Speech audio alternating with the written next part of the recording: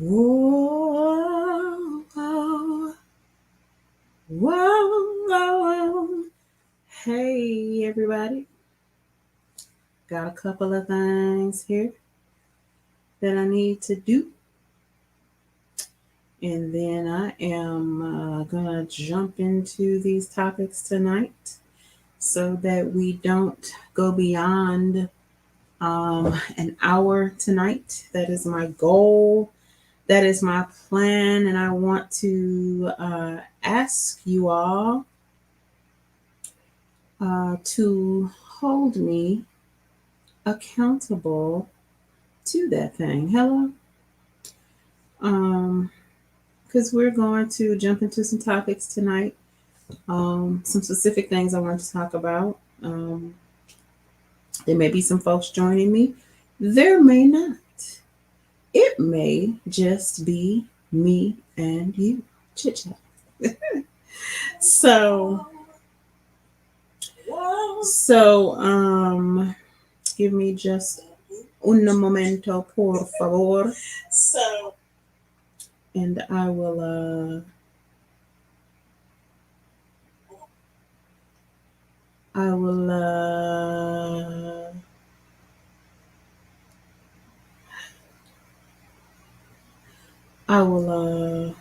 get back here and get into our conversation.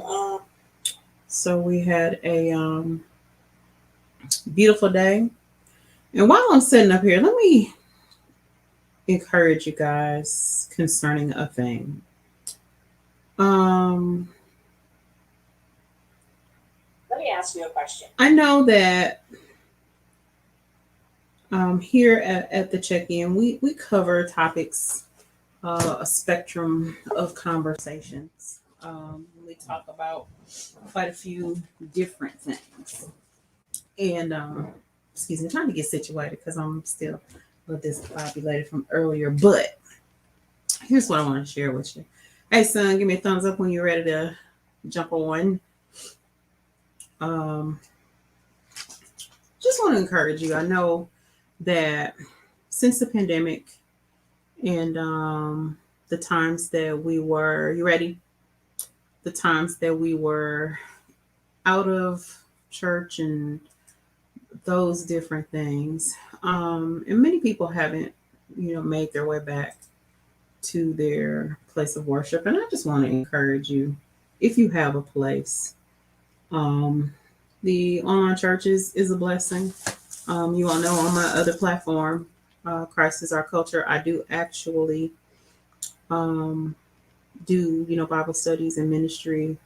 And I believe that is an important part of ministry. But I think it's important moving forward, if you're a believer, that you reconnect with your household of faith. And that's all I'm going to say about that. I ain't going to beat you up about it.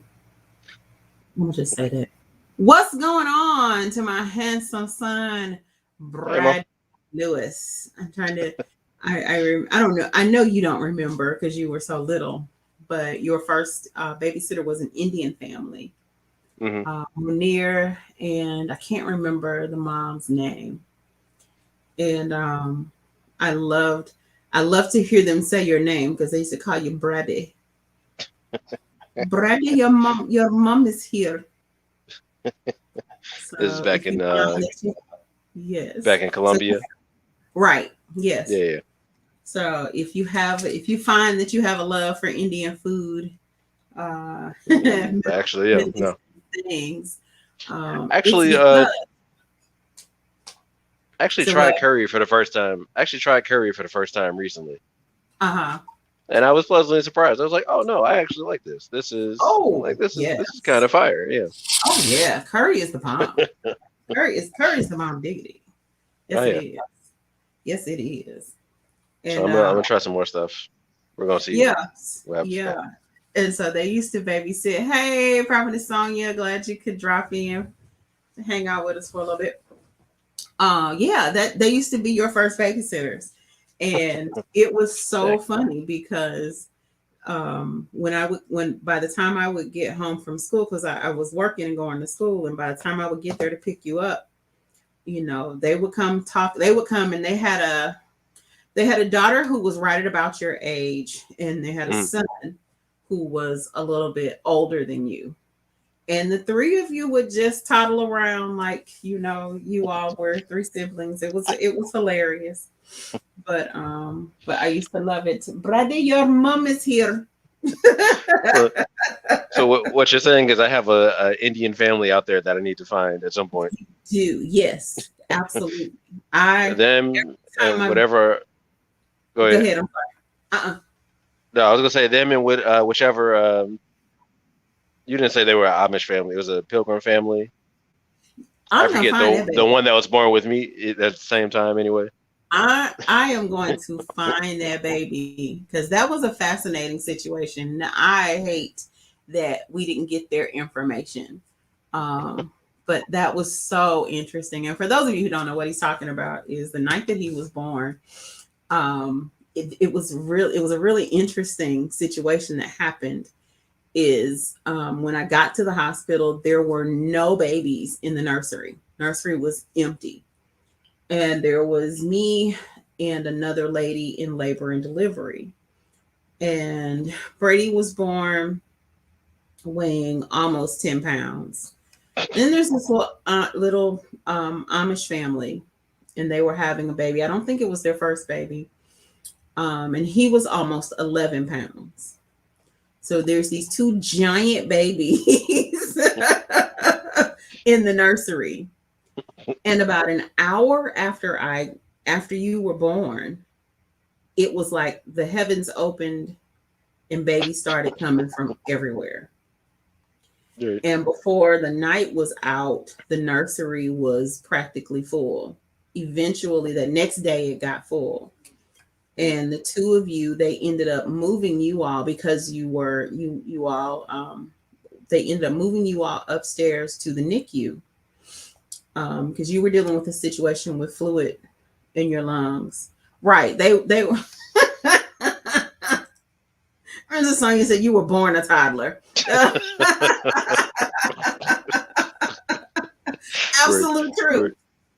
And so they ended up moving them up to the NICU, and you all actually ended up being such a blessing to the nurses because when we would go up to visit you, you know, they were like, we never get to hold babies because the babies that they treated were generally premature or extremely sick. And so they never had babies that they could physically put their hands on. You know, they would, most of the babies that they nursed or tended to were in incubators. And I remember feeling so bad because we had you, when you did finally start eating, like you didn't eat for like the first 2 or 3 days. You were high. It's what happened. Not because of me, but because of all the medicine that it took to get me anesthetized. And the baby was angry. The little Amish baby was angry because he couldn't eat. So he's just crying because he was jaundiced. And so all he could have was Pedialyte. He couldn't have any milk at all. All he could have was Pedialyte. So look, Trey is still slim goody. But it was such a blessing for them to get an opportunity to be able to hold babies. So yes, we need to find Munir and his wife, and we need to find your Amish Brady. Yeah. Yes, we need to find them. But yeah, so thank you for coming on and joining me tonight. Oh yeah, for sure. Got a few things we want to talk about. We'll start with Big Brother. Yeah. Those of you who watch or don't, you're just gonna have to tolerate it for a second. I know a lot of people don't do reality TV and they don't like the competition shows, but Big Brother is a staple for us. Mm-hmm. And I've been struggling so hard watching this season. And for those of you who don't watch what Big Brother is, Big Brother's a show where, how many people does it start out with? Like 16? Yeah, somewhere around 16. Yeah, starts out with 16 people. They're placed in this big house where they're cut off from the world. They have to live with each other. And each week they go through a series of competitions and slowly, one by one, some weeks 2 by 2, Right. Yeah. they are evicted by the house through a vote. And the show's on the 23rd season, I believe it is. 20. Yep. 23. And there have been Black finalists, but there's never been a Black winner. And this year was the first time that there was actually a significant number of Black people in the house. And Right. so it was really an interesting cast, because there was a great number of Black people, but also you know there were a couple of Latinx Latinas. Mm-hmm. And there's one young lady who's multiracial. She's African and Indian. Is Kylan's biracial, isn't he? I think so. Well, Okay. I think he's just Black. Oh, I mean, as much Black as anybody else, but like. And and there's another young lady who her family is first generation African immigrants. It's was a really interesting and diverse cast, but this was the first time that there was a significant number of Black people, period, because usually the Black people, there may be two. Right. If you're lucky. If we're lucky, there may be two. Generally a woman and a man. I think once we actually were blessed with a showmance with the Blacks, and they got married. Wait, which Swaggy D and Bailey, yeah. And Bailey, yeah. Oh no, I forgot about that. Yeah. I did too. Literally until we were talking, I forgot about it. Because the Black people generally tend to kind of function out there as these, pawns in the game that they'll use until they don't need them anymore. And this time around, there was a young lady on the show. Her name is Tiffany. And Tiffany is a Big Brother genius. I mean, just every week she's coming up with different moves and strategies. And very early on, the Black people committed. I almost called them the Blacks. Forgive me, Lord. That's what I've been calling them all year.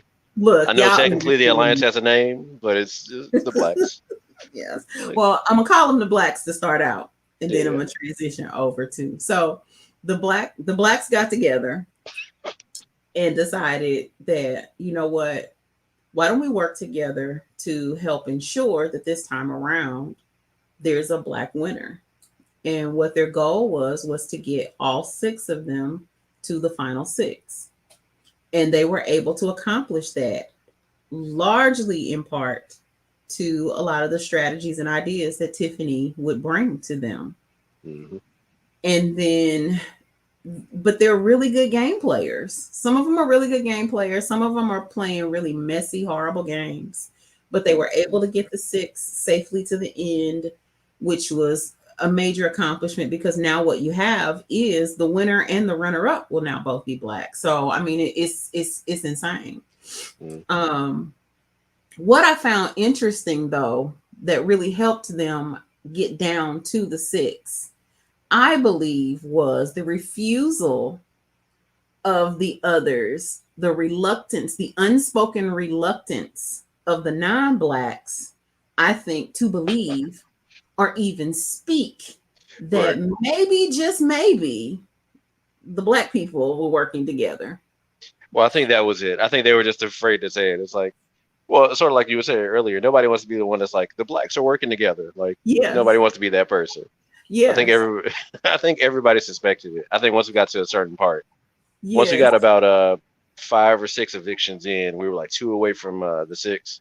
I'm certain everybody was like, yeah, all the Blacks are working together, but I'm not gonna call them on. Yeah, but we're not gonna call them the Blacks. But and it's so funny though. But I think a lot of times we have fear of having those conversations.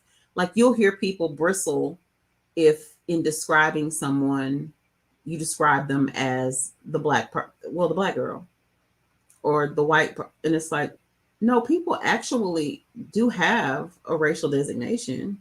I Right. Yeah. understand. I'm a sociologist, so I get it. Race is a social construct. We made it mean something, but we made it mean something. So But it's a thing. also it does mean something though. Like because I'm not a huge fan of the like there's only one race thing. I Mhm. just don't. I'm not a huge fan of it because it's sort of like erasure, right? Where it's like whatever other culture you have doesn't matter. We're all just people, and I don't think Exactly. that's true. Like everybody has Exactly. their own culture and their own experiences, and we need to like really appreciate those as opposed to like sort of white or washing over it pretty much. Like no, we need to just appreciate that there are differences, and that's fine. I think the Yeah. issues are we get sort of caught up in the differences, and that Yeah. becomes an issue. But there are differences, and that's like that's okay. Exactly. And what's really interesting to me though is if we were coming together as a people with a mix of things that was what it means to be an American, then I could probably handle the we're all one people. Mm, But generally what we're what they're wanting to gather under is a very white banner, right.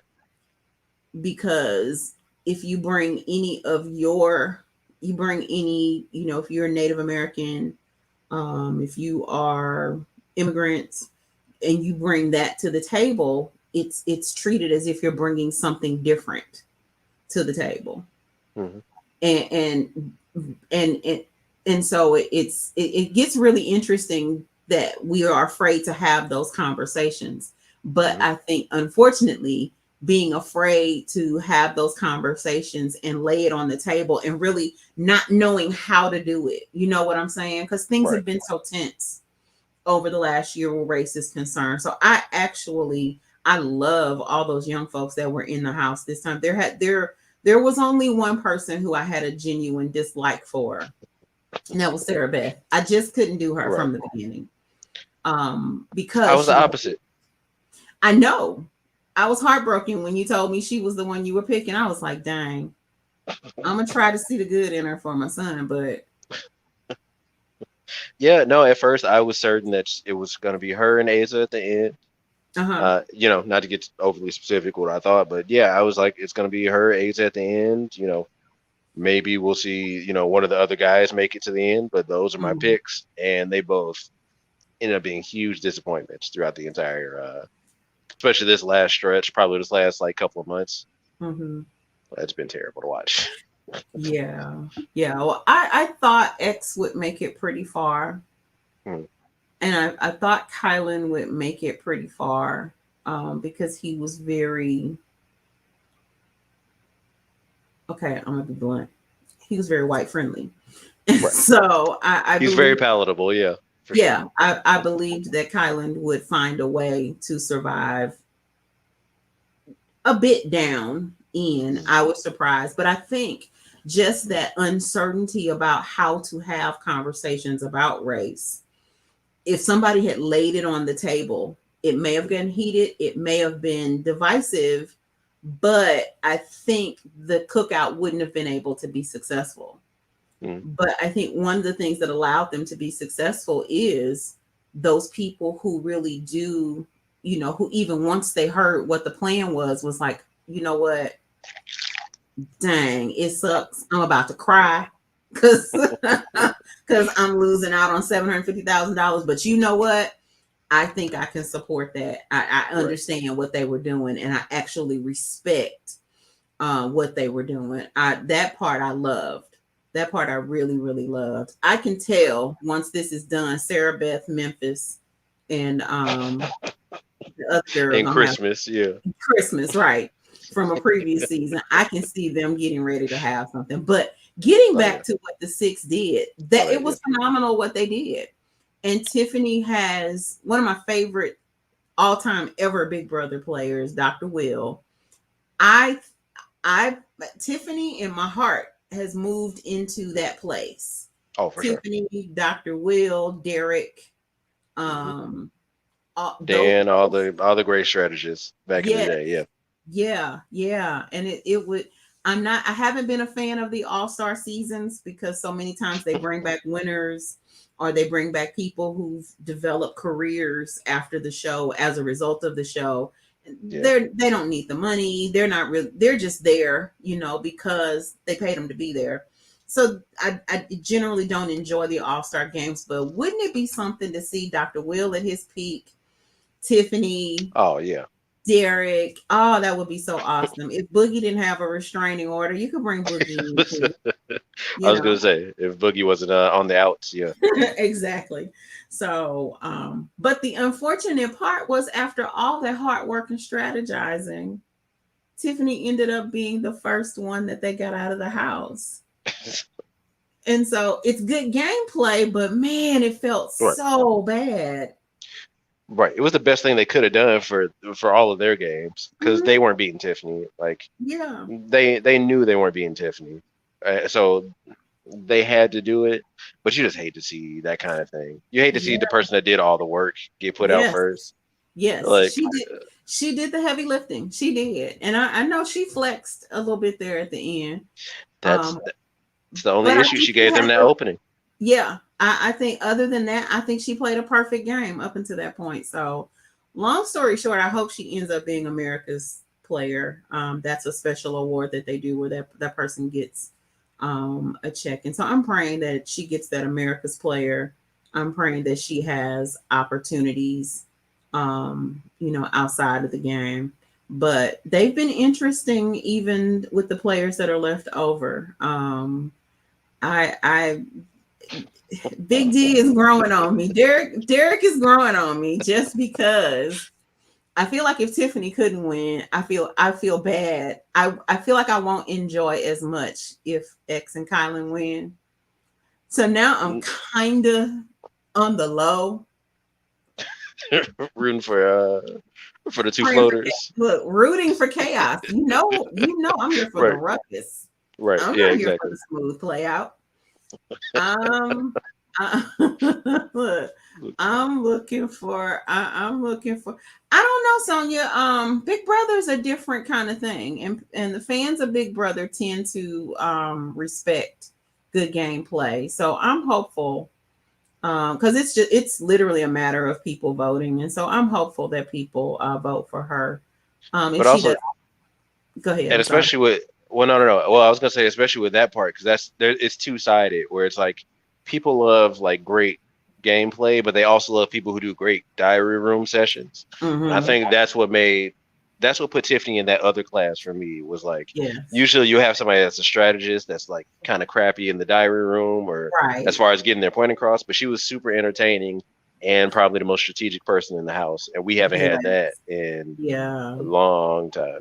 Yeah. Since I want to say like 17 or something like that. Right. And I mean, even the grace that she showed in her exit interview and how she was able to sit there and lay out her thinking and how she put that strategy together.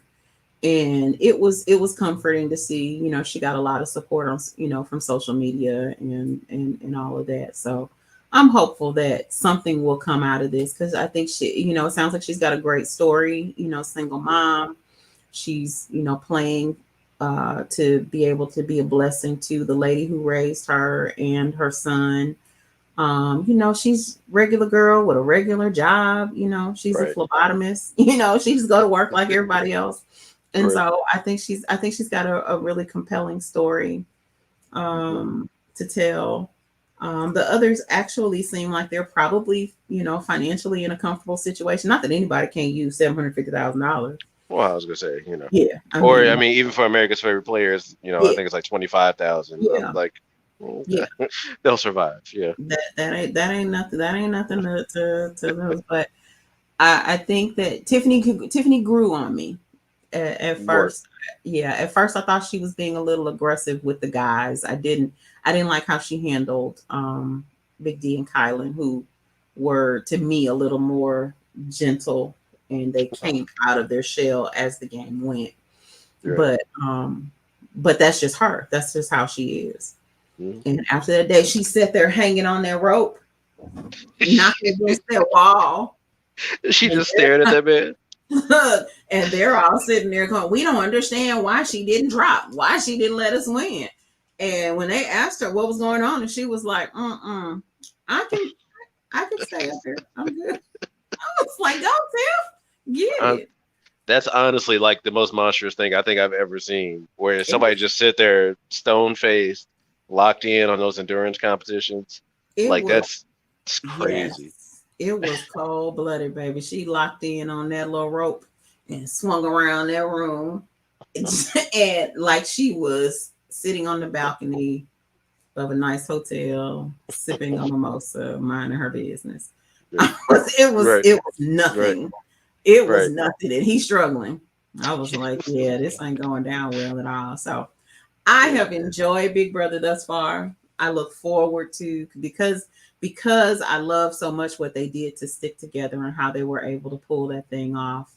I was surprised. I had not realized Ozza hadn't been on the board. She had never been on. She had never been nominated for eviction the entire series. I was like, wait, what in the world? And well, I mean, because once you got in there with her, you realize she's like, oh no, she's not a threat. Like she's not really gonna win any competitions. She's not really strategizing like that. She's just kind of there. Yeah, and I have mad respect for the fact that Kylan, when he put her up, or X when he put her up, he didn't call her a floater. Right. I have mad respect for that because that's what he should have called her. He should have called her a floater. Oh, for sure. But he didn't. He actually gave her big ups, points to your social game. No, nobody was worried about her and that she wasn't doing anything. Mm-hmm. And that's who you want to drag to the end with you. It's the people who you can sit next to you and they can say, it wasn't even. We got to give it to him. But I think you take a chance. You do. You don't know what people's sympathies or motives might be. Right. And you have to count on people to like you. And I think that's where Kylan is going to fall a little short, is for some reason people don't like him. He talks too much. It's literally that. It's like both in like giving up information and then just literally he'll just talk forever about nothing. Yeah. And so it's like that, that kind of thing turns people off. And that's a big part of the issue he's going to have. I mean, he has one built-in vote with Sarah Beth, but after that, I don't really see anybody unless he takes like Derek or somebody. Yeah, I think it'd have to be Derek. I think Derek's his only win. Yeah, I think so. Yeah. Look, he some keep mouth shut would definitely have been a great strategy for him because he was. But this season they played such honorable games. Mm-hmm. Like, Brady, I know we've been cool and, everything has been good, but I just want you to know, 3 days from now, I'm voting to put you out the house. Right. And I already have the votes to get you out, but I just don't want you to be upset with me. They handled it in the most millennial way ever. Right. They handled it in the most millennial way. Now, look, I don't want you to be mad at me, but I need to let you know you're not going to win this game. They were very, very cool. It's like, I love you, but you're going home. Respect. Right. Yeah. You my best friend, and we're gonna be major friends after this. We're going out, we're gonna party like it's 1999, but I'm about to put you out of here. Right. And so, but yeah, I think they really had this season has been really good. I'm looking forward to seeing what happens. I'm here for it when he gets down to the last 3. Mm-hmm. I'm curious to see how this set goes down. I think tomorrow. Is it tomorrow? Tomorrow or Thursday? I forget when they switched to. No, it's gonna be tomorrow because they have football on Thursday. It's Thursdays. Okay, yeah. So looking forward to how that plays out. But I said kudos to the cookout. They've made this season really interesting. And in a thing that could have gotten old and dry, they managed to make it interesting and really kudos to the whole staff because I think they did an exceptional job. this year, and especially Julie Chen and them bad dresses. Yes, yes, yes. Miss Julie is something. Right. So we'll be looking forward to that. And once the season wraps down, I think we'll take another shot. We're going to talk about like the full season or something like that. Yeah. Because it's been fantastic. So, if you happen to catch this on the replay and you are a fan of Big Brother, let us know. Give us a holler, and maybe we'll have some discussion to just kind of go back and look over the season. And I'm hoping that I know they're planning a season of Celebrity Big Brother. I didn't watch Celebrity Big Brother the last time. It was good. Yeah. Well, like the diary room stuff was it was entertaining. Okay. Strategy wise, it was, but it was entertaining for sure. Yeah. So I'm looking forward to just seeing how this, plays out. Everybody that's left, is interesting for me, with the exception of Ozzy. She let me down. I'm okay if she goes home this week, and I'm okay if I think it would be cheating now at this point to take her to the end. Right. I think you have to. I think those last two that are very strong competitors both have to take their shot against Derek. Is what I hope happens. Yeah, I don't think they. Well, I think. Yeah, I think that's all that can happen, really. I think if you take Aza, I think Aza's got 3 locked in votes already when she goes. I don't think you could take her. Yeah, I wouldn't take a chance with somebody who's just floated all season. Yeah. Especially knowing that Derek and Kylan are kind of on her radar, or on Tiffany's radar at this point. Right. And I think that's going to be the next exciting piece is how she works this jury house. Oh, for sure. I think that's and who she does it for. Like that's because I don't know who because she'll have seen Hannah come out, so she knows she's gone. Like, yeah, I don't know who she'd be rooting for in the jury house, to be honest. Yeah, that's what I think is going to be interesting is to see how this jury swings. I'm happy for her to get back with her baby, baby D. right, for sure. Yeah, and that was the other part that was so interesting with this season is they knew they were going to have to vote the people that they were working with out, but they would be just torn up about it. And I'm just like, this is a different kind of cast. They something else. That would still see it through. Like that's the crazy part. Well, Look, and that's why Tiffany should have stayed. Yes. Look, you going home. We're gonna mourn, but you going home. We're gonna cry. The way Kylan laid on Derek when they I was not ready for it. I laughed at him. And I'm like, he's sitting here really hurt with that little piece of toilet tissue dabbing his nose and his eyes. I feel bad.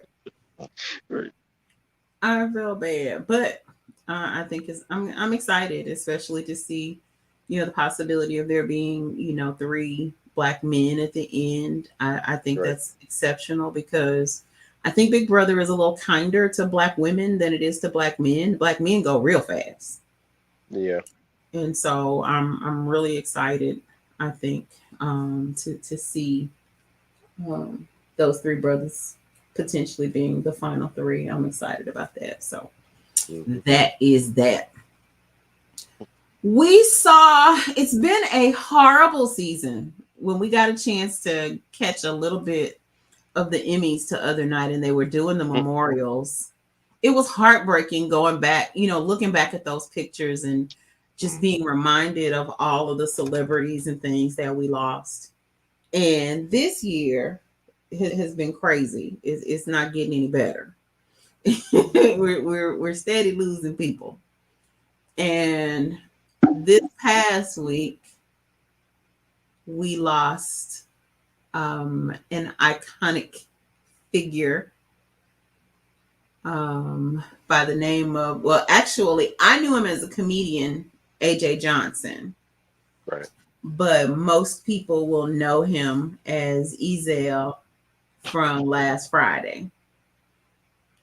And I saw this really, I think Ice Cube put it in his, is that Ice Cube? No, this is DJ Pooh is the one I think who posted this. No, it was Ice Cube. And he shared, the video footage of one of AJ's key scenes in the movie. And there was a meme circulating that showed all the people that passed away from the movie. And it's like, man, a lot of the cast is gone. And yeah, absolutely. A lot of the cast from that movie is gone.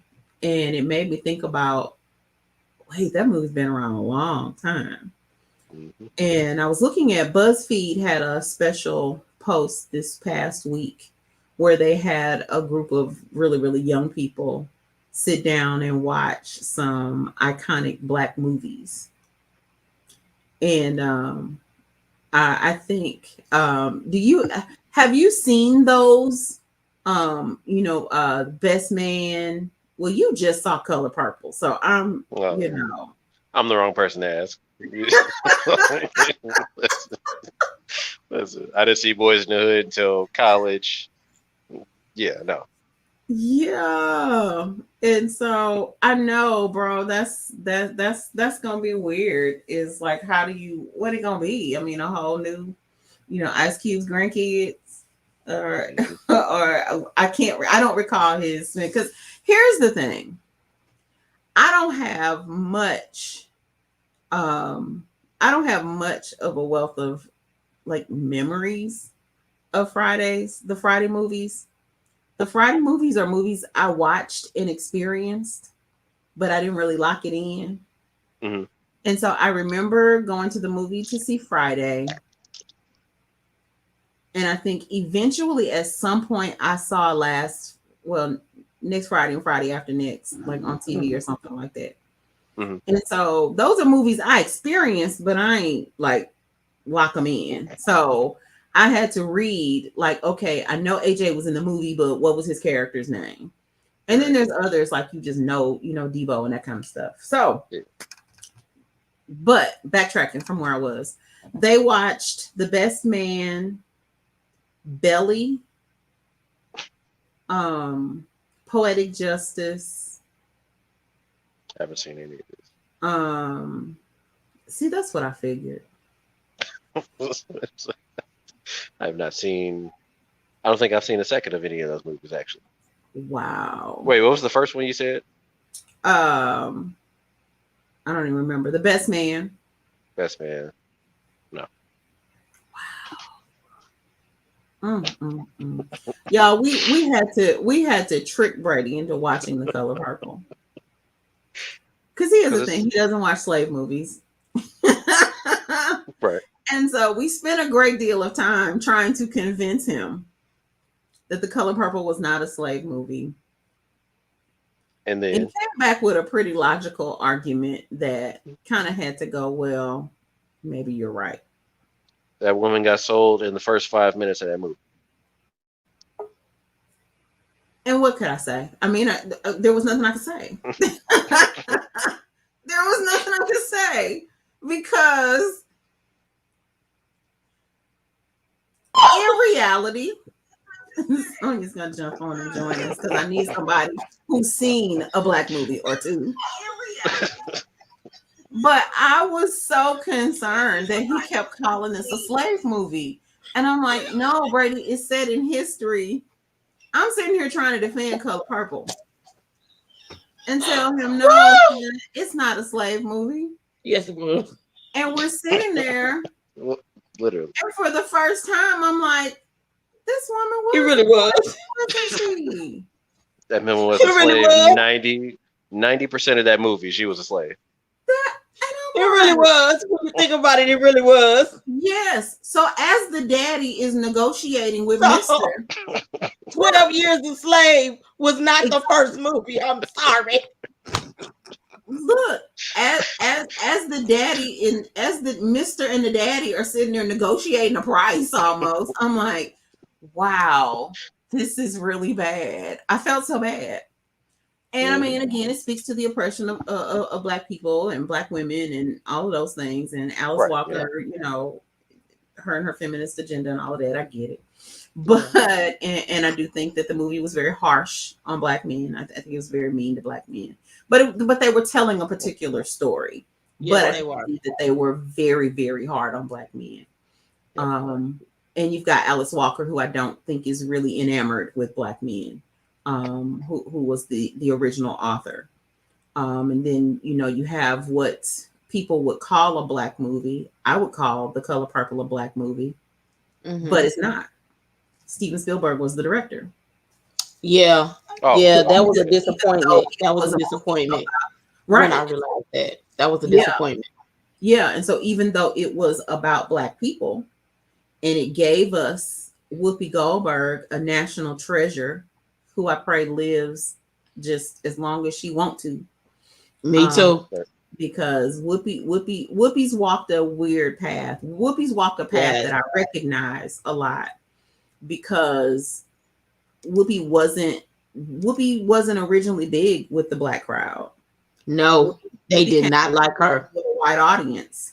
No. And we're not friendly or kind to Whoopi at all. And Whoopi has become a black icon, sheer by force of will, her staying power. Right. The work, deny the work. The work has been good. Like that and Sister Act, Yeah, but Whoopi came in dating white men. She sure did. With her California girl accent, named Whoopi Goldberg. Wasn't nobody checking for Whoopi? Nope. And I remembered enjoying her, but I'm weird like that. I did too.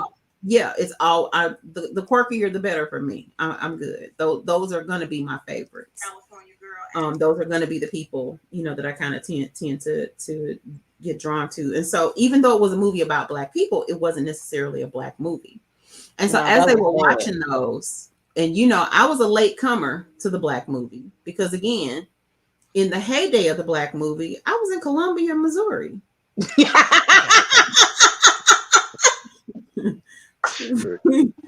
We only got I was in the hood. we only got black music a few hours out of the day. You sure did off the Lincoln Station. Yes, our black music was rationed. You could kind of pirate and connect to for parts of the day. Yes. You could connect with, as you said, the radio station at Lincoln. You couldn't even get the signal all day. No, you couldn't. Yes, for part of the day you could get the signal, and so we would hear a little bit of music, here and there. We literally had to have a sit-in on campus to get BET added. I remember that. I remember that. Have a whole sit-in. I remember that. That made the news. Yes, and what ended up happening was we had one channel left. They had one channel left, and what they did was they took Comedy Central and they split the broadcast hours in half. And 12 hours of the day, it was Comedy Central. 12 hours of the day, it was BET. And so, of course, we got the BET After Dark and all of that. So I remember that. Oh my God, I had forgot about that, but I remember that. I said, they done made the news down there in Columbia. Yeah. So a lot of the black movies, I haven't seen them either. I'm new and fresh to them. So I can't beat Brady up because I ain't seen them. I seen them a lot. I mean, even though it wasn't an all black cast, and I know it wasn't by a black person, but I seen Mahogany with Diana Ross and Billy D. And that was a movie. I mean, that was a movie. Mm-hmm. So because I was around older people growing up, I saw a lot of other movies. Same with songs. People would hear me in the store in my 20s singing songs from the 60s and the 50s. They're like, how do you know that? I have a sister. My adopted sister, she's older than me. So hey, that's all she had. She had Gladys Knight and the Pips and Patti LaBelle and all them people. So I play all her records and I'd play all her 8 tracks when I went over there. So that's how I knew that music. And people still will look at me. How do you know that? Because how I grew up. So yeah, I saw a lot of black movies. Best Man. Yeah, that was that was. Yeah, so I'm actually pretty new to some of these movies. I didn't see them until I was an adult, and I mean way down the adult line because, start out when I was from 11 until pretty much graduated from high school. My granddaddy wasn't having it. You going to hell going to the movies, so we wasn't going to the movies. And then when I went away to school, I started seeing things. But again, I'm in Columbia, Missouri. Ain't too much to see down there. They wasn't coming. Those movies were not coming. And they sure wasn't coming up here where I am now. They wasn't coming up here either. Even though it was a black school, it's a black university up here, a HBCU. That it wasn't coming up here either. Right. And then by the time I made it back home, about a year or so after I moved back home, we became evangelical Christians. So we wasn't watching nothing but VeggieTales. Right. She said evangelical Christian.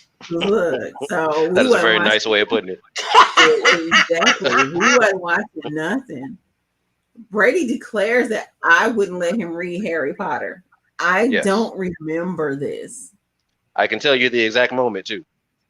Yeah, Tracy. I wasn't around Brady, but I agree with Brady because you and I kind of on the same link. Trey couldn't read Harry Potter either, none less watch it. But I remember buying Harry Potter books. So did I buy them and throw them away? You bought the second one. Yeah, I stole the first one from Alticida, and then you bought the second one. I think me and Keisha bought the third and the fourth one. And then I remember we were playing Uno. Yeah, we were playing Uno or something like that. And I threw down a card like it was a Yu-Gi-Oh card. And I was like, go blah, blah, blah, blah, blah, whatever. And you were like, yeah, that's it. We're not going to have no more of this. The Yu-Gi-Ohs, Pokemon, Harry Potter, all of that's gone. That was my fight with Pokemon. I had to fight with the Pokemon demon in my house. That boy came up with Pokemon cards. I'm like, where you get this mess from? Because I didn't buy it. Oh, son, I'm going to go buy you some Pokemon cards. Look, I still need to read the last three books. Frank's fourth grade teacher took his Pokemon cards and didn't give them back. That man's a thief. I think he liked Pokemon on the slide and stole my baby card. Right. And sold them, yeah. Mr. Peterson. Peterson. So is that how we got into the basketball cards? Mm-hmm. Wow. Yep, that's why I had that whole collection of basketball and football cards. Because you wouldn't let me keep the Yu-Gi-Oh cards. Couldn't watch none of the shows. Only thing I had was my Game Boy Color. Right are related. I stand by Yu-Gi-Oh though. Yu-Gi-Oh. Well, no, that's fair. Look. No, looking back on it now as an adult, I was like, I was going through Netflix and I saw they had it on there, and I was like, okay, let me go ahead and just watch it just for old time's sake. And I was like, they were going through a lot over here. This was a lot to process. It was complicated. You gotta match this card with that attack and this, and I'm like, Trey could do it though. That's what got me. That mind of his could do it. I'm like, where you get this foolishness from? Oh no, Brady was cold with it. Now, don't get it wrong. He was cold with it. No, I'm just saying that mind was too much. I'm like, he would sneak and watch the cartoon, and by that time, I had just gotten tired of fighting about it, so I just let it. I think I finally let it go one Saturday. He's like, "Yeah, you got to don't do that." I'm like, "What in the world are you talking about?" Yeah. Oh yeah, that was my workaround. I just woke up earlier than everybody on Saturday to watch cartoons. Literally did. But what's funny though is if I remember my process correctly, I think Pokemon was kind of the spot where it's like, okay, y'all being crazy. It was a good middle ground. Yeah, y'all are really kind of being crazy. Yeah, it was Pokemon was a bit much for me. This to what's happening with these Yu-Gi-Oh cards, I think we're gonna survive these Pokemon. We're gonna be fine. But that was right when the evangelicals like really started hitting it hard. Oh no. Going to hell with these Pokemon. Oh, they're still at it. Oh, trust and believe. Oh, they have whole groups dedicated to Pokemon Go. They're like still dedicated to trying to shut that down. Well, the Pokemon people didn't know when they put all the gyms at churches. Wait. The pettiest thing ever. Okay, I'm going to put your nephew on a bus and he'll be up there in a few hours because he'll come and shut my door. Tell him, look, ain't nothing down here, but and now he back again looking at me. Look, ain't nothing here but pins. I love you. I want to be careful. I love you. I love you so much. But see, we've wandered down a rabbit trail because where I was going was these Black movies that I have caught up, and I do have a favorite Black movie. What's your favorite Black movie? Brown Sugar. Which one? Brown Sugar. Oh yeah, Brown Sugar with Big Wigs and Sanaya Lathan. Brown Sugar. Over and over. And Queen Latifah. Yes. My second favorite, and it's not even a good movie, but I can't turn it off if I happen to see it. Love and Basketball. Yes, that's my other favorite with Sanaya Lathan and Omar Epps. It's so terrible and I love it. All right, Troy, come back with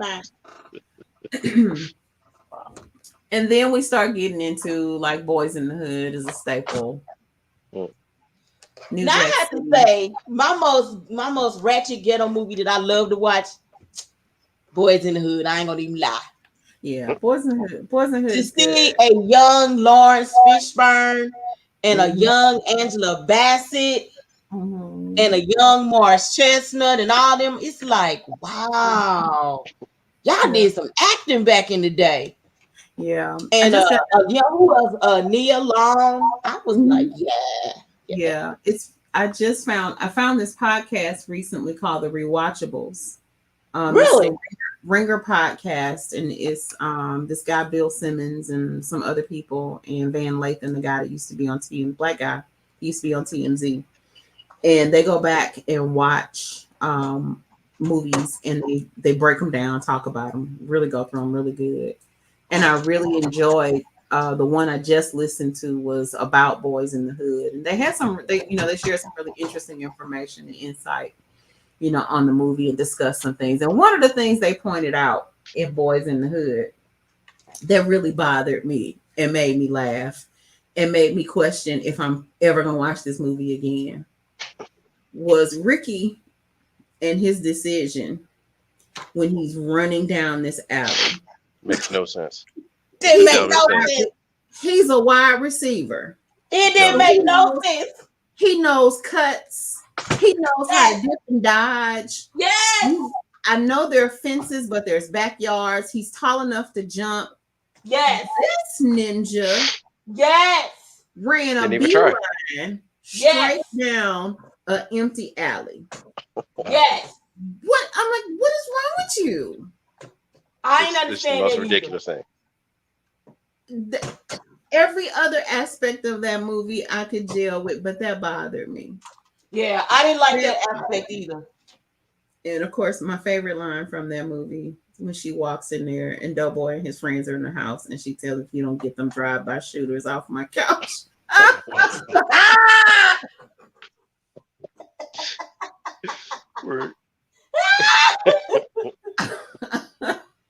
It was a mess. It was a hot mess. Good evening, Minister Kamisha. It was an absolute mess. But she was a mess. So much fun. It was really good. She was a mess though with that. She really was. Get the shooters off my couch. Yes.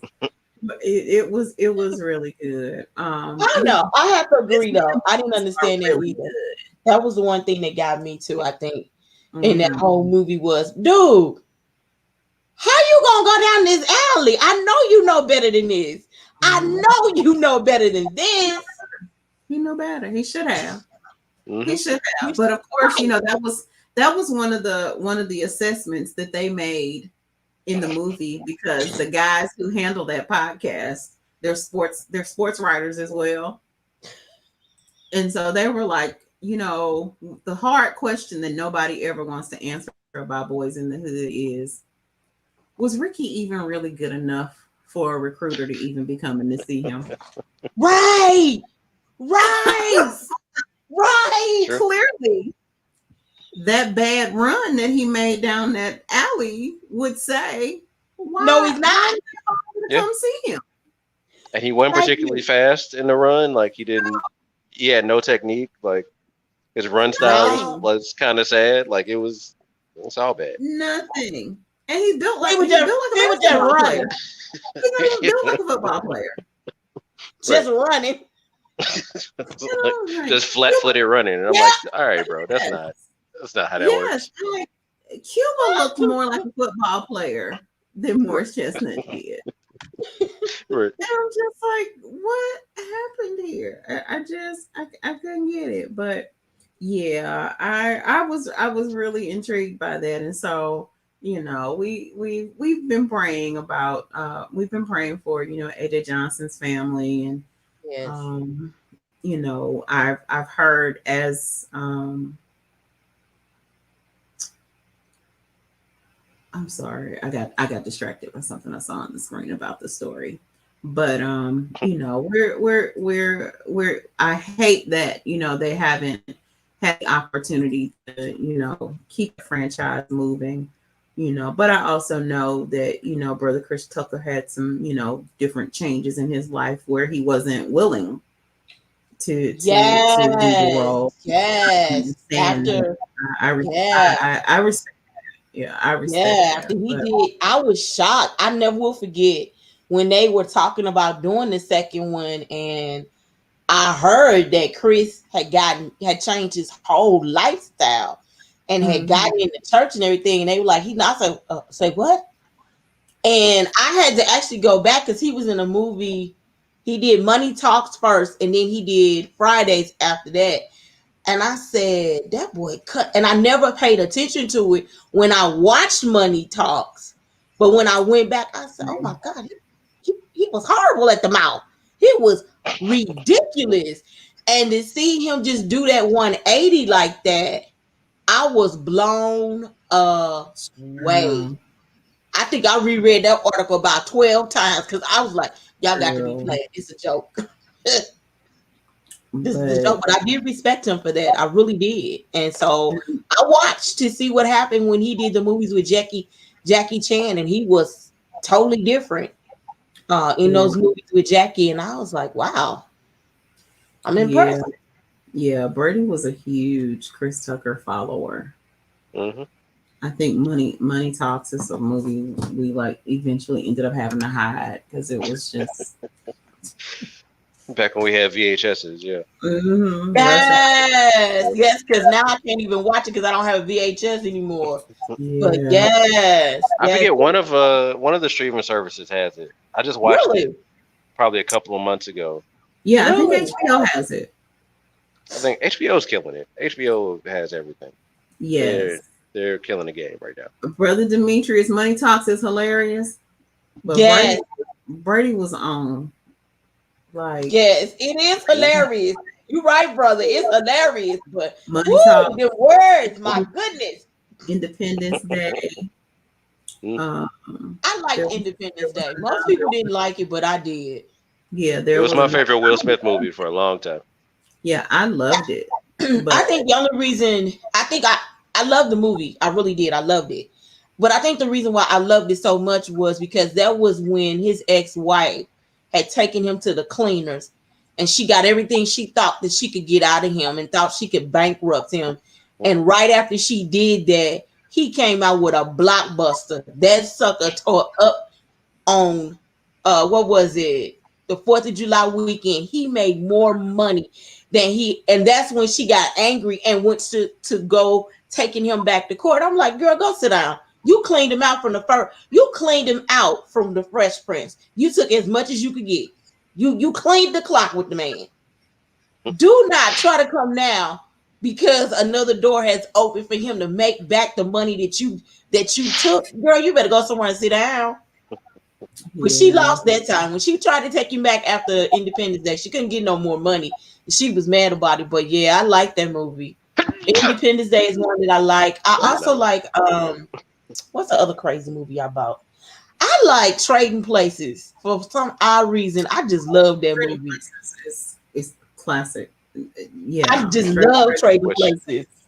Which one is? Which one is that? That's the one with Eddie Murphy and what's the guy name? Dan Owen Wilson. Yeah, Dan Aykroyd. Dan Aykroyd. No, what am I thinking of? I don't know. Yeah, you're probably thinking of like the late stuff that he did, but some of the Eddie Murphy has just had a solid 48 hours when he did that series. Yeah. What was the one where he I'm was gonna have to step off real quick. Okay, yes, sir. Oh God, what was that one where he was a detective? It's the first time that we see what is the girl's name? She was in one of Tyler's movies, and that was the first time. No, she was in Waiting to Excel. She was the one that had the affair with Leon. She was in the movie with Eddie Murphy. That was my first time. When I thought about it, when I saw her in Waiting to Excel, I had to go all the way back to that movie. I was like, that's where I remember her from. What were those movies that he did? He did 3 of them. Oh my goodness. Beverly Hills Cop. Yeah, that's it. Yeah. He was a fool. Yeah, those were fantastic. No, those were really good. Breaking into people's houses and living in their house. Those were really good. So yeah. So I am real behind in the Black movie world. Some of it I'll never see, because it's stuff I'm not interested in. Two can play that game, booty call kind of stuff. I'm not. I'll probably never see. I'll never see those movies. But I'm glad I went back and got The Best Man. Those have been really good. I like The Best Man Holiday. That's my movie there.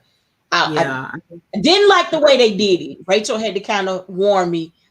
She didn't give it away, but she kind of let me know you're not gonna like how they do it in The Best Man Holiday, and I didn't.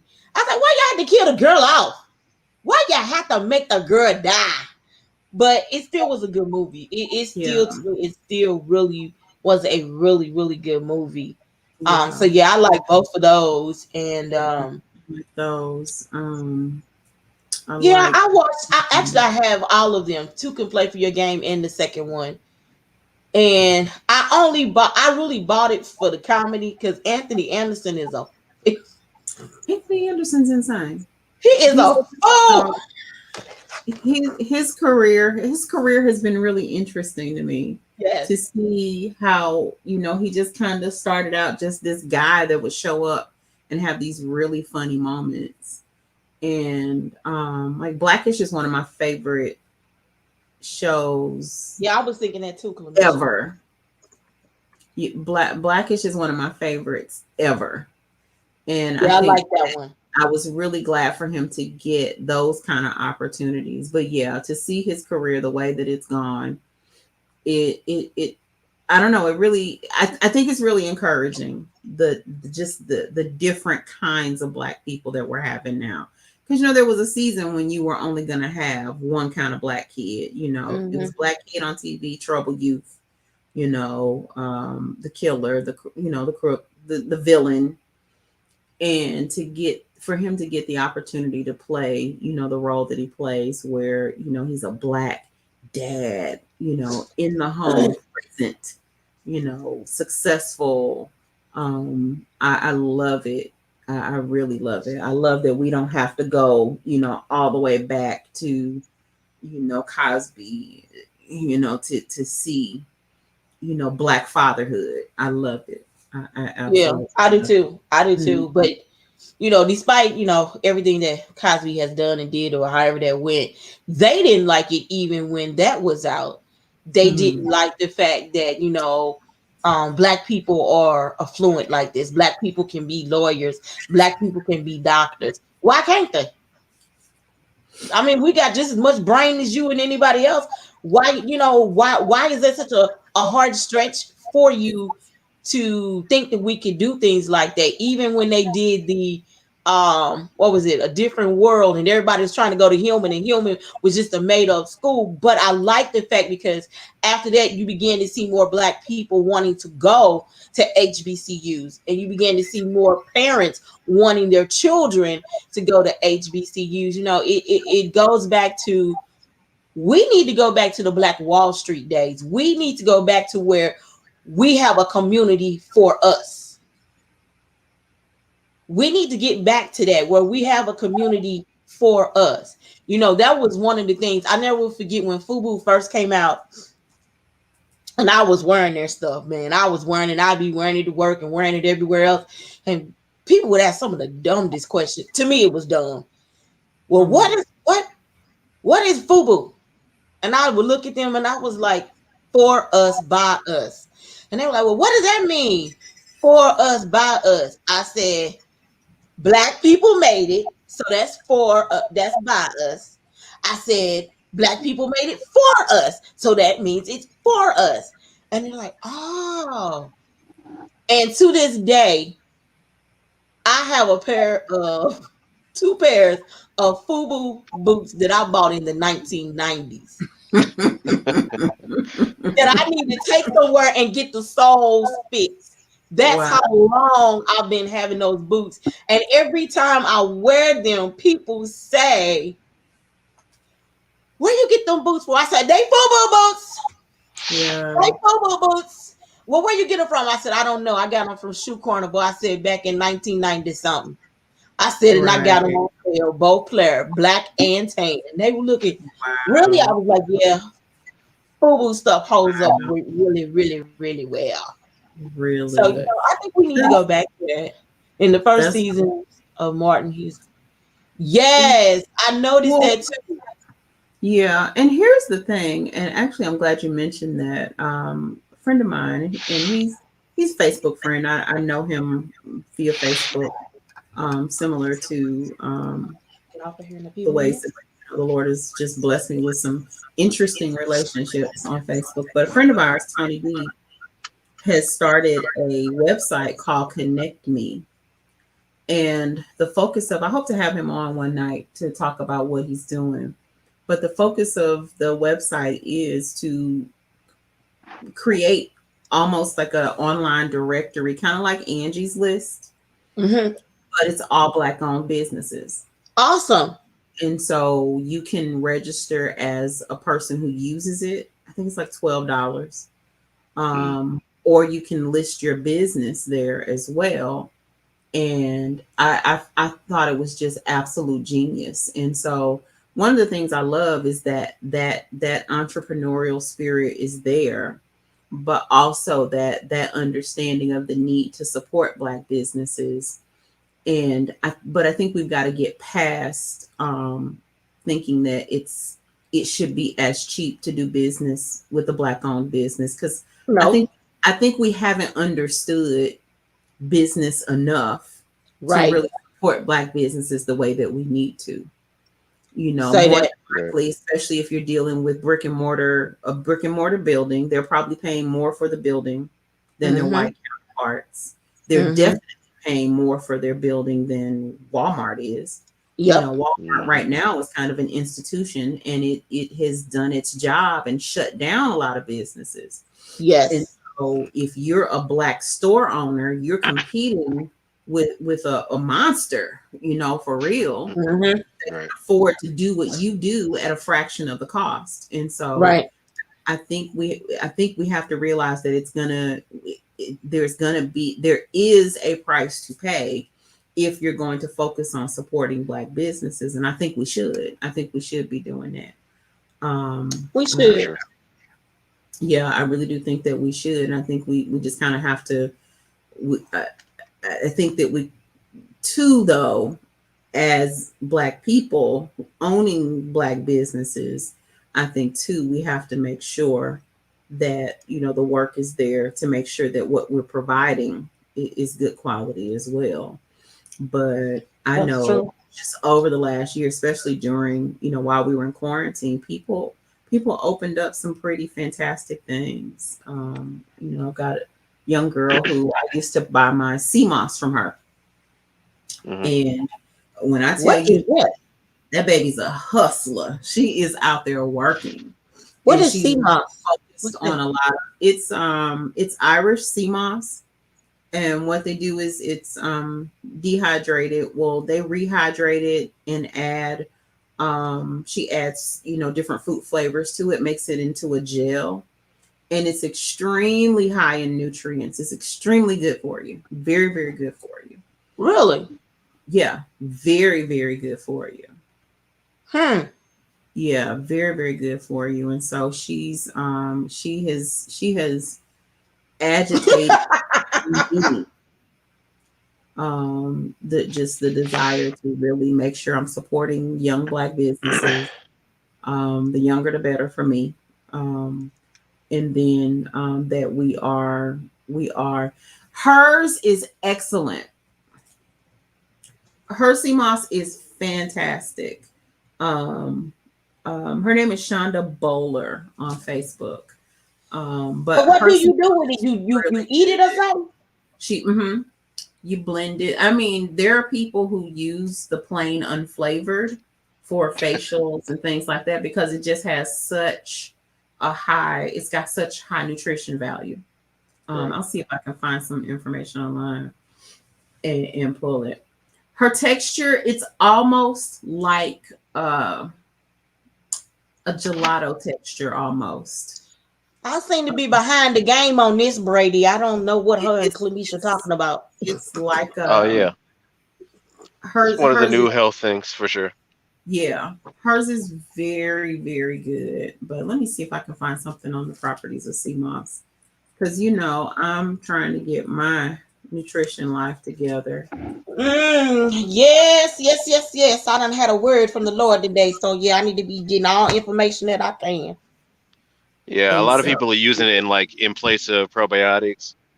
Right. Really? Which I mean, yeah, just because it has everything you need. You know what I mean? Yes. And it has a few of those bacteria that you get with the probiotics, but it's not going to give you the same coverage. But I mean, it does a lot of the same things there. I need to be looking into this kind of stuff here. I got to get off people's medication. I'm tired of the people's medicine. It's got on my nerves.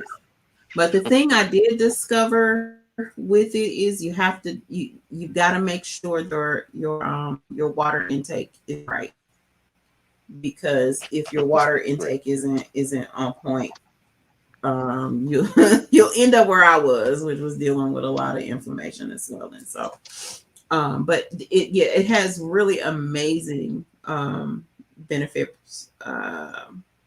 Supports thyroid health, clears respiratory system of mucus, improves overall mood, boosts gut health, improves libido levels, eases joint swelling, supports anemia treatment, speeds up weight loss, soothes skin complications, improves blood circulation, and promotes overall health and wellness.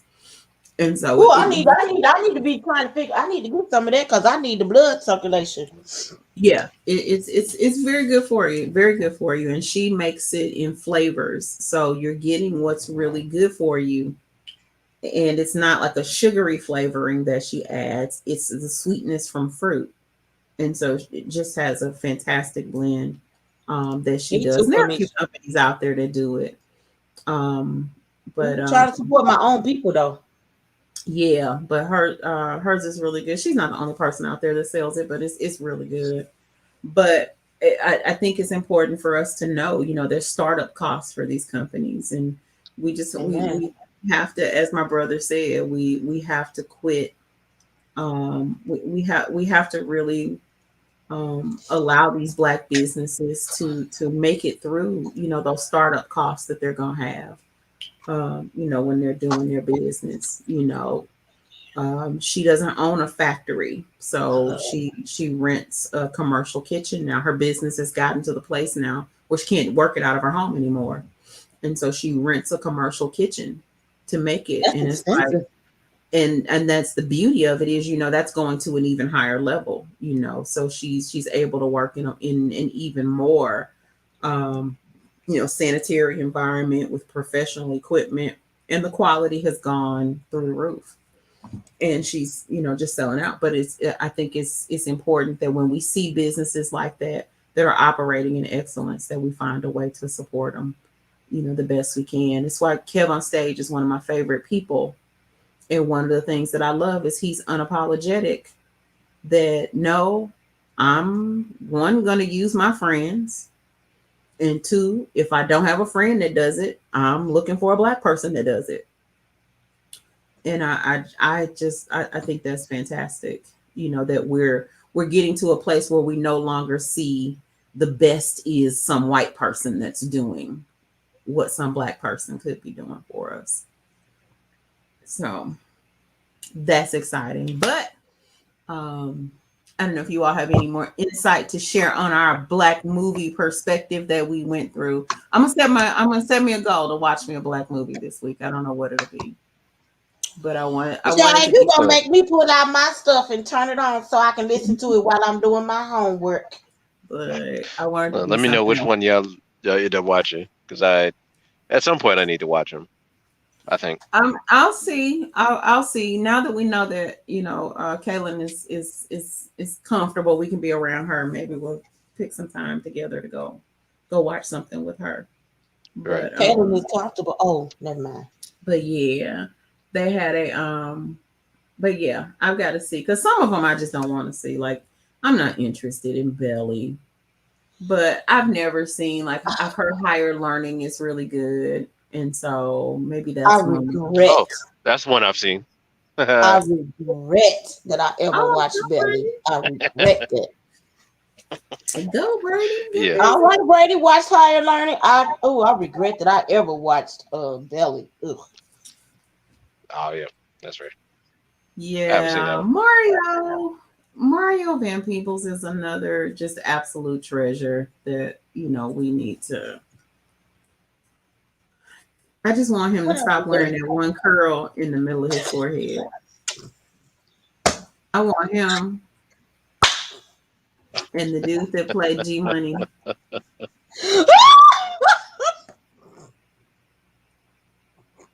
I want it. Oh wow! And Minister Clemisha just shared that his dad just passed, and yes, Melvin Van Peebles, influential director, actor, and writer, dies at 89. Wow. He was fine. I remember when he was on. He played on when they both played on Living Single on the episode. I was like, I said that old man. Yes, good. Melvin Van Peebles, sweet back, mercy. Oh wow! But yeah, who was the other actor that passed away? Kevin, somebody named Williams passed away. Girl, everybody died. Omar gone, girl. Omar gone. Omar, no. Did you see what the Baltimore Ravens did for him? Look, Dimitri. Somebody got to carry the curl. You know what? All I'm saying is, oh, you wrong, Demetrius. It's like, look, we know y'all got good hair, okay, but they gonna pull that one curl down in the middle of their forehead for the next 50 years, and I'm tired of it. I'm tired of Mario Van Peebles, and I'm tired of G Money and that forehead curl. I'm tired of Usher pop locking. I need to find something else to do. There's some things I'm supporting Black businesses, but it's some stuff I ain't going. I'm tired. Can't take it no more. Oh Lord, she said Usher pop locking. But no, Brady, I didn't see Michael K. Williams, fantastic actor. Best known by me as Omar from The Wire. Yes. Mm-hmm. Oh, that's the Baltimore Ravens did something special for him. Yeah, they had his little whistle that he does during the show. They played that during their Are intro. you serious? Really? That was awesome. I did not know they did that. I bet you that was cool. Mm-hmm. Yeah, no, it was. It's always good to see these major sports things take that kind of, or say something about their people, right? It's rare. Wow. Brother Demetrius, let me openly confess, because I think that's what this is for. He said hashtag Omar coming. Let me tell you what. When I heard of his passing, I was in the car driving. And when I heard about it, I stopped and I prayed for his family. And when I got done, I fell out laughing because I said, Lord, Omar coming. And I had to but I needed the laughter because I was really saddened by his passing, just gone too soon. I was too. We pray for all these folks out here that are really struggling with recovering. Drugs and alcohol have stolen so much talent from us. Yes. It's really gotten it's stolen from us. But I did, y'all. I had such a good laugh, and I was like, Lord, he had such an impact. He has such an impact as that character. Yes, he did. Oh my coming. Okay.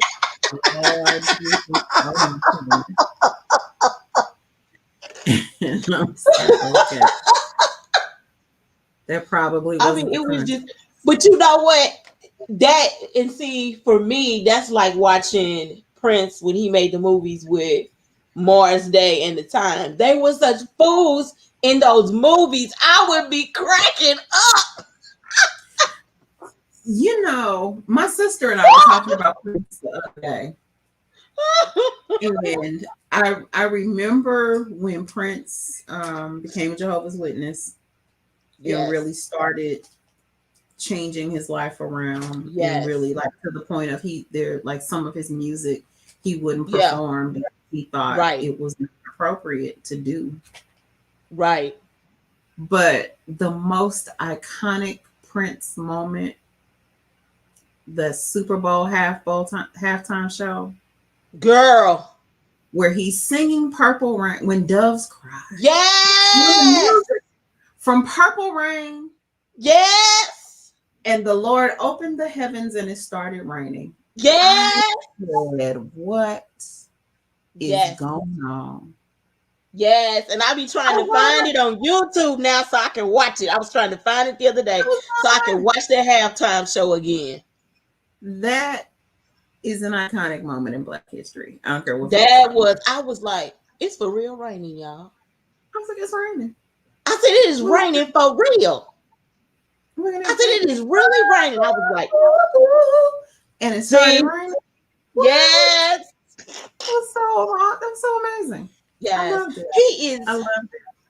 He is an artist that I miss so much because I forgot which album it was where he played every single instrument on that song. I cannot think of what song it was, but he played every single one. And even in doing my research, when he was still alive, I was always amazed. I said, he is what you call a musical genius. I said he was gifted to play 27 different instruments. Yep. Never been another one like it. That's what I said. I said, ain't gonna be another one of those. You're not gonna have another one of those. And I was just blown away at the things I was blown away at things he could play. I'm always blown away, even going back to remembering when Sheila E. was the girl playing the drums. I said, that chick could play them drums.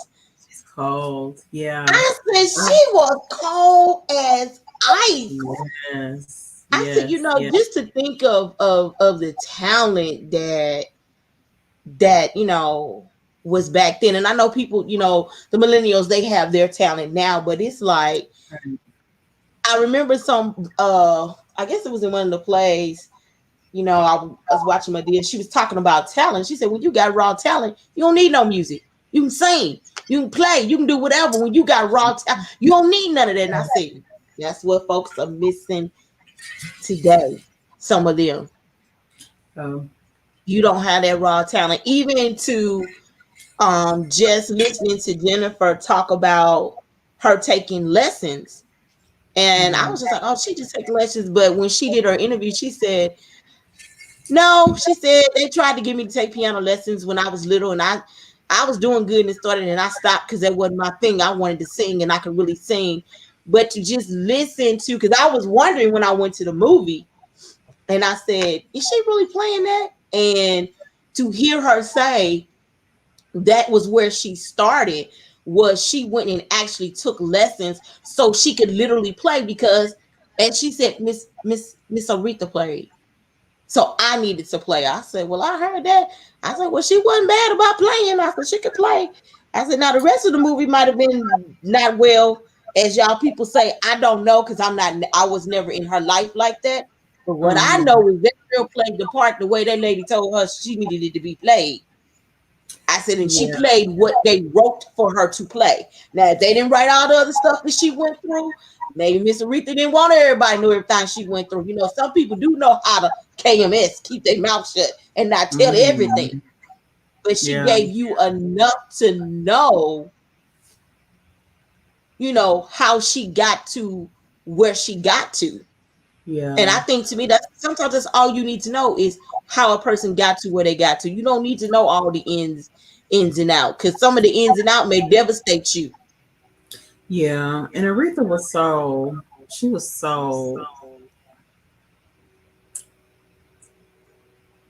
she was a gift. She was really a gift, a literal genius. I remember, because I still haven't seen Respect, because, you know, we just haven't, people have been traveling, and, you know, we've been quarantining and stuff like that, so we haven't gotten together. And at the show now, no way. Yeah, we haven't been together for a family movie night, so we still haven't seen Respect yet. But I did get a chance to watch the Genius documentary that National Geographic Channel did on her life, and just, I think I've seen that one. I think I did. Yeah, just seeing how, just, you know, the work she did producing her music. Yes. And for so many years not getting credit for it.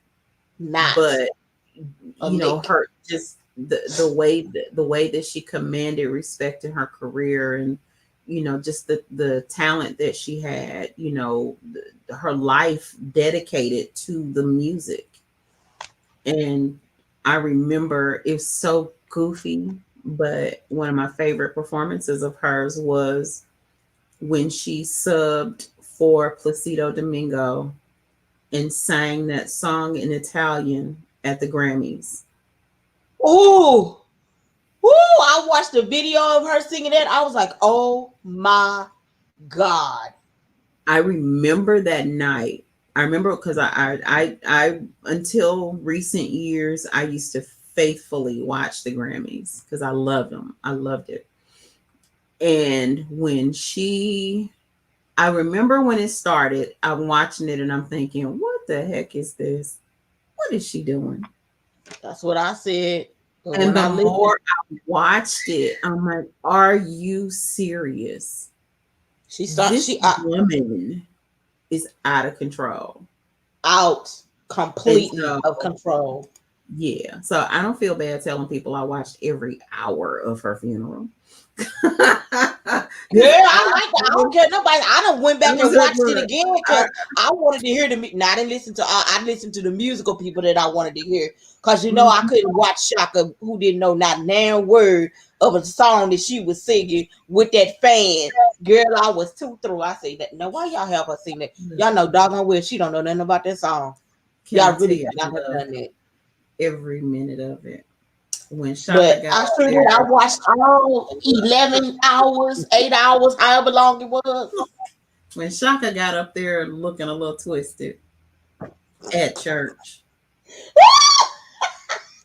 And I said, y'all know full well Shaka don't know the lyrics to her own music. That's what Vesta Williams' job was. Thank you. And people would argue with me. Y'all know Shaka don't know no words. And can't y'all say? I say, can't y'all see? She got the words on. She got the words taped on that fan. Can't y'all tell that? She got the words in the fan. That's not what we hired her for. Y'all know full well. Shaka should have been. She was an after service performer. Yes. Shaka was supposed to perform at the Grammys tribute. Shaka was not supposed to be at that church. Shaka wasn't ready. Shaka wasn't ready. I said, why did y'all put her up there like that? Who almost took her out? I said, now y'all know she is not versatile like a Fantasia, like a Jennifer Hudson, like Ariana Grande. Y'all know doggone well she ain't versatile like that. Why? But why? Who did win? Brother Ron Isley. When he said, oh Lord, I'm sorry. I shouldn't make fun of this old man. He was missing his friend. Yes! But he said, Aretha. Oh. Lord, I'm sorry. Forgive me, Jesus, but it was funny. I was supposed to have felt bad. I laughed and I didn't mean to. I had to repent. I was all over the floor because I'm not a big Ron Isley fan. Anyway, he's cartoonish to me. I can't do him. But when he leaned in, Aretha, I was no good. I wasn't either. None. And then I'm so silly. I'm so silly. The day that I needed to, I watched I went back and watched it again. I went back and rewind that part again. I was like, I gotta make sure I saw him do what he did. And did. Sure did. Sure did. Woo! It sure did. Aretha.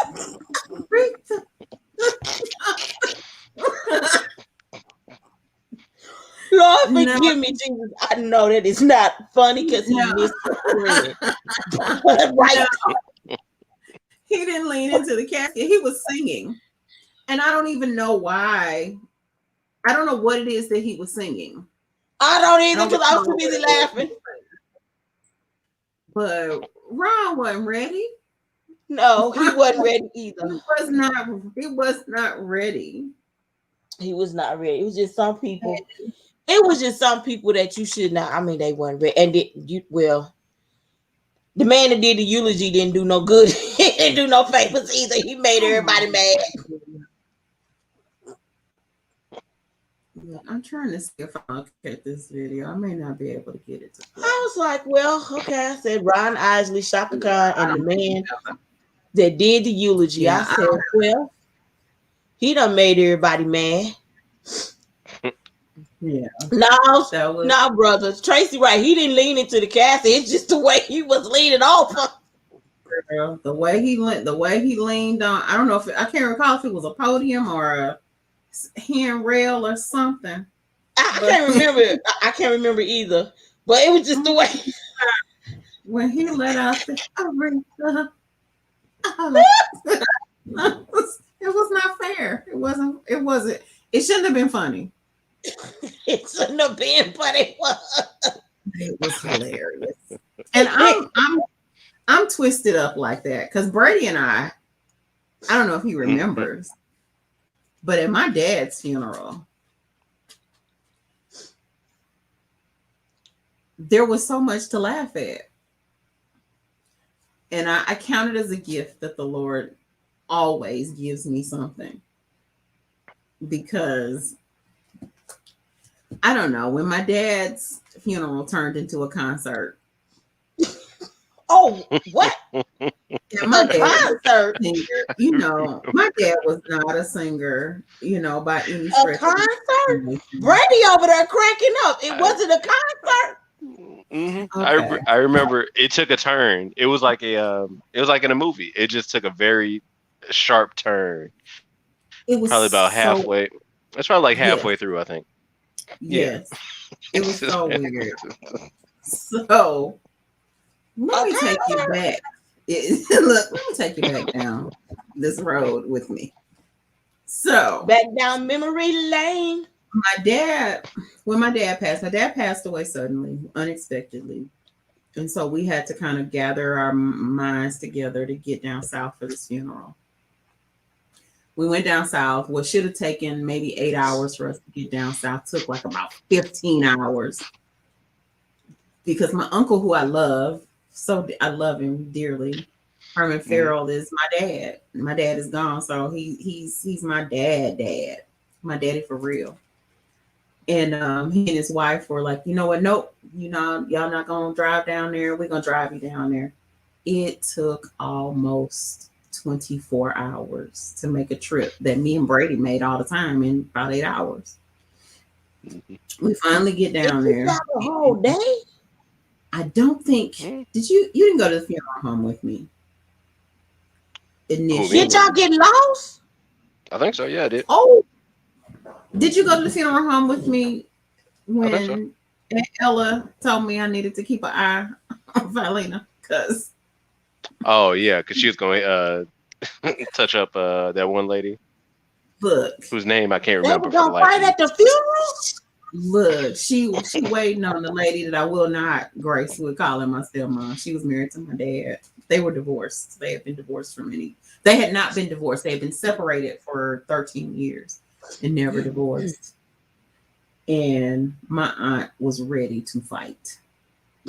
She better not show up. Sound like my mama. Not show up. She come up in here. I got some for her. Oh, that sounds like my mama at the funeral. Oh, we trying to put daddy in the ground, but Vi was not having it. That my daddy was her boot, and she took such good care of him, and she was so good to my dad.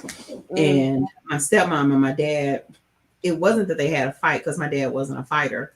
She had injured him years ago, and my aunt never got over it. Well, wow. So we're at the funeral home. I had just met one of my sisters for the first time ever. We had never met. We met at the wake. My aunt is like, keep your eye on. Look, I gotta go to work, but just stay close to Violina because she's grieving, and I was like, oh, Lord have mercy. I'm thinking she's joking. It took about 5 minutes to realize she was dead serious. I'm so glad that lady didn't show up. Because my TT vibe is about that life. She about that life. She about that life. Cute as a button, but she ain't to be toyed with. She ain't to be played with. Yep. Not especially that not flip. About her family. Yeah, especially not about her family. That switch will flip real quick. Come on. So we survive everything that we have to deal with. My cousin, who's got OCD, we visit her house and she's cleaning compulsively. It's weird, but is what it is. So we're at the funeral home and one of my cousins comes by. I won't name names, but there's a discussion about a cousin who I have who passes out at funerals. I don't know why she keep bringing herself to these funerals and she knows it's too much. She got to sit next to you because I'm tired of catching her. And I'm like, catching her from what? And when they say pass out, I'm thinking, emotionally loses it, goes into tears, she passed out crying. No, they literally meant the woman lose consciousness. She passed out because she's overwhelmed. So the whole funeral, I'm literally trying to be in the right frame because it's my dad. So I know I'm supposed to have one face. But everything that's going on around me is so funny because I'm like, my dad wasn't a suit wearer and he's in this blue suit. My dad was a lifelong Braves fan and he had on a Florida Marlins hat. You know, it was just, there were so many weird things that, you know, I'm like, Daddy would have been in an interesting frame of mind at this point. But there's this discussion because we're trying to figure out where is my cousin because she's going to pass out. So I spent a good deal of the service trying to figure out where she was, and I just didn't see her. And I was like, okay, maybe there was some wisdom and she's just not going to come. So the program starts going, and my brother-in-law sang, beautiful voice, Nathan Brown, Golden Crowns, Louisville. Check them out. Bad quartet singing. Woo! They cold. And they got on their purple suits. Look out. That he sang. And then my cousin, I don't know if it was her husband or a boyfriend, whatever it was, he sang. So then pastor gets ready to do the eulogy. He gets done with his eulogy and he's like, well, you know, these young boys then showed what they could do. And back in my day, I was a singer too. No, Tracy. And so then look at Brady. Brady in tears. Brady is in tears. Girl, let me tell you, it's time to put my daddy away. And we are dying laughing. Oh my God. And when I fell apart was when Brady taps me on the arm and he's like, Mom, is that May? Where is May? Oh Lord, I named her name. I'm sorry. He said, I wonder, is she here? And I'm like, I guess not, because ain't nobody passed out yet. So we're doing the procession out of the church to go to the family burial ground to bury him. We're walking down the aisle. Dad goes out. They take Dad out. No, Dad goes out, but they take Daddy out. And then we're proceeding out. As we're going past, over to the right. And I see, oh, Jesus. I hear, oh, Jesus, and down she goes. And Brady looks over at me and said, Mom, I guess that's her.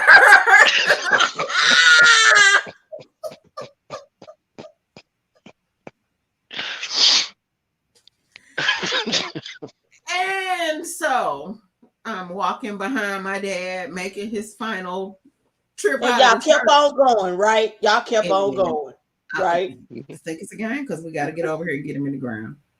Mm-hmm. And it was just the whole day was so interesting. So we get over to the burial grounds, and it's where a lot of our family is buried in the area. They're giving the little, graveside stuff that they do. And my aunt, Ella, taps me and she's like, Tracy, you standing on my baby's head. And I was like, what is going on? And I'm like, what? And so she said it to me again, girl, get off my baby's head. And she done laughing. And I'm like, what in the world is going on? I look down and where our chairs are, I'm sitting on her daughter's headstone. Oh, Lord. So my under one foot, my auntie under the other foot. They're talking about something really, they're committing my dad's body to the ground and I can't focus because I'm laughing at her because we sitting here standing on these people's graves. And I'm like, you know what? It's time to go. We gotta go. But the entire day just ended up being like that. And it's something like that always happens where I will find the most ridiculous thing to be hilarious. Everybody else will kind of go on about their business. when we buried my Uncle Ed, his daughters, the way they wailed when they closed that casket, it touched my heart, and then it tickled me. Stop, Tracy. I got a problem. Y'all need to pray for me. Y'all need to pray for me.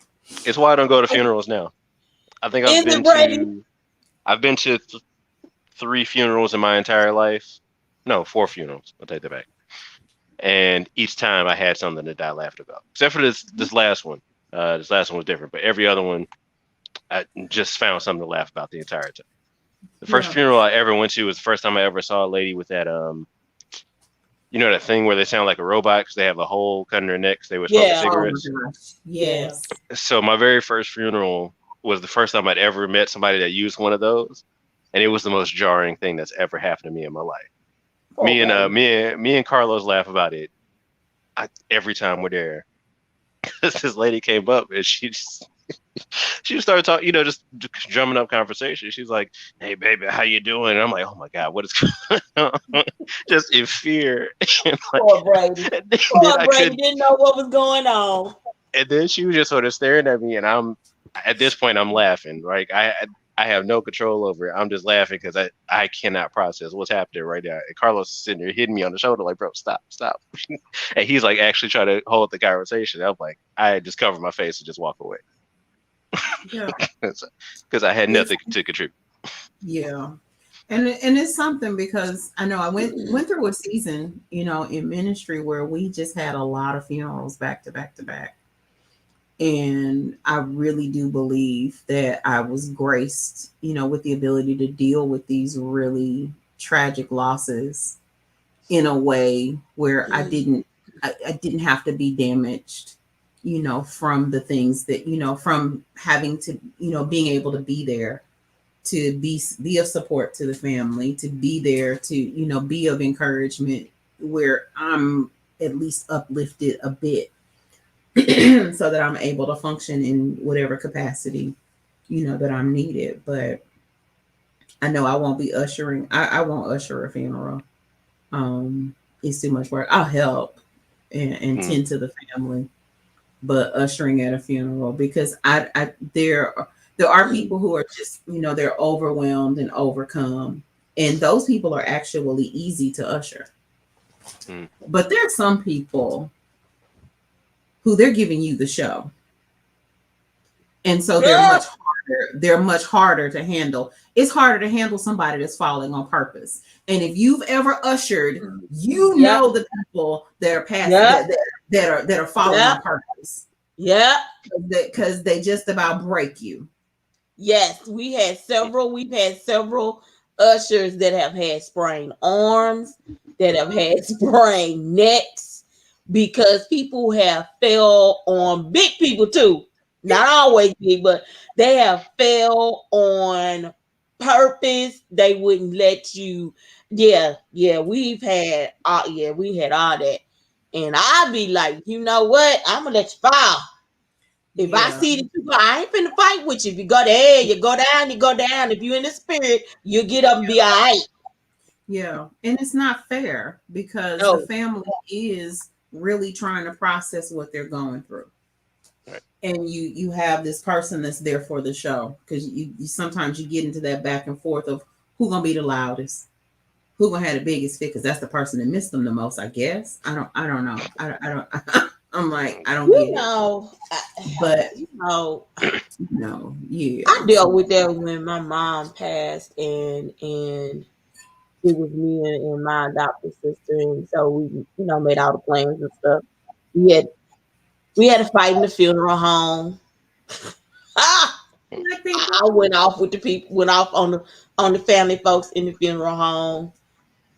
Had to get ugly with the people over in when we went to go to the flower people to get the stuff to go on our mama's casket, and I'm like, why are we going through all of this? Why are we going through all of this? Y'all have no say, you know, y'all trying to run stuff. And the lady's like, well, if their name's not on the insurance policy, we can't do what they say anyway. Oh, okay, that's cool.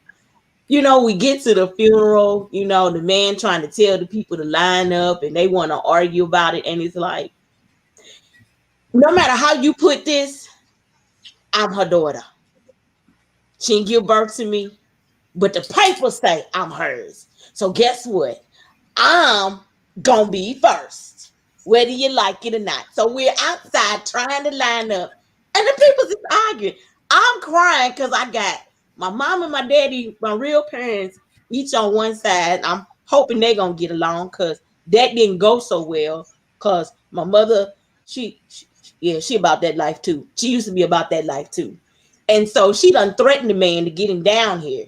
So I'm hoping we gonna have peace at this funeral, and behind me, I hear them arguing with the people from the funeral home about who gonna get in what line. And it's like, are y'all kidding me? Are y'all kidding me? And I'm upset, and I'm like about ready to pass out. And Bishop is looking, and he's like, "You go, is you all right? Is you Sonya? You all right?"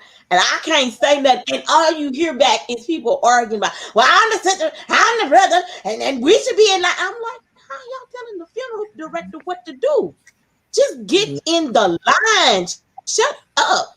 What? Now, my sister, who rightfully should have been with me, backed up and sat in the second row behind me. So all you fussing folk can sit up there. So when you talk about that, yeah, I went through that, and then to see them, I'm like sitting there watching them as they go up to the casket, and I had to start crying. I kid you not, my tears just kind of dried up because I'm like, y'all the same folks that wouldn't do nothing for your own sister, and y'all having this fit at the casket. I was trying to process. Y'all are actually up here having this fit. All of y'all, cousins included, y'all having a fit about somebody y'all didn't even really. And I just kind of sat there and I just kind of looked at it, and I was like, wow, y'all or just they got to help them away from the cat. I'm like, wow. And that's what ends up happening is that person becomes a distraction, and they're really, I think, just overtaking the opportunity that you do have, to corporately grieve. Yep. And I will say the usher that's in the most danger is the usher that's got the obituaries. Because yes, they be ready to take your head. I need 5. Yes. No, ma'am, you're not even getting 1. And I remember, I love, the one thing I will say is if you are going to help work, do whatever it is at an usher, you need to know who the hitter is. You need to know who the chief is. Because those people were ready to kill me about those obituaries. And she said, if they come back and ask for another, tell them to come see Brenda. Lady came back again. Can I get my programs? I said, you have to see Brenda. That lady got so mad at me. She didn't know what to do, but she went and sat down. She didn't come back. I mean, that's what you have to do. That's what you had to do. We had to do the same thing. We had to find the most, and I think Judy Baskin was the one that wasn't gonna play with them programs. So I said, it's more people that have come than we expected from my mom. I said, and the family we must have one. I said, so and so I think, she was our heavy hitter. She upset a lot of people that night, and then she had to actually check some people because my real mother was a hot mess. She offended the nurse that came up to sit next to me to take care of me. She had offended her. And so the nurse went back and she told him, she won't let me do nothing. And so Judy had to kind of tell her, she said, that's her mom. That's her real mom. She's going to take care of her.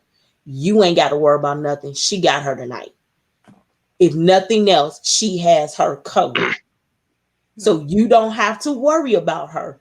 Because the lady she was like horrified because I listened to my mother, and when she got to, I said, Mama, you can't say she's the nurse. I got you. I said, oh, I'm thinking, okay, well, I ain't finna argue with you. Well, I ain't finna argue with you at my mama's funeral, mama. I ain't finna do that. I ain't gonna do that one.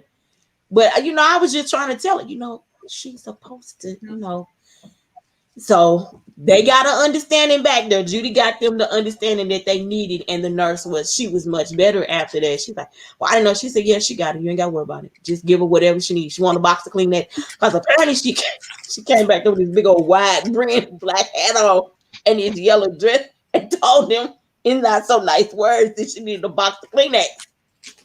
Look. I don't know how she said it, but it wasn't nice. Because she wanted a box of Kleenex. And they gave her the box of Kleenex reluctantly. And then that's Judy's like, yeah, just whatever she asked you for. The only thing she let the nurse do was go with me to the bathroom.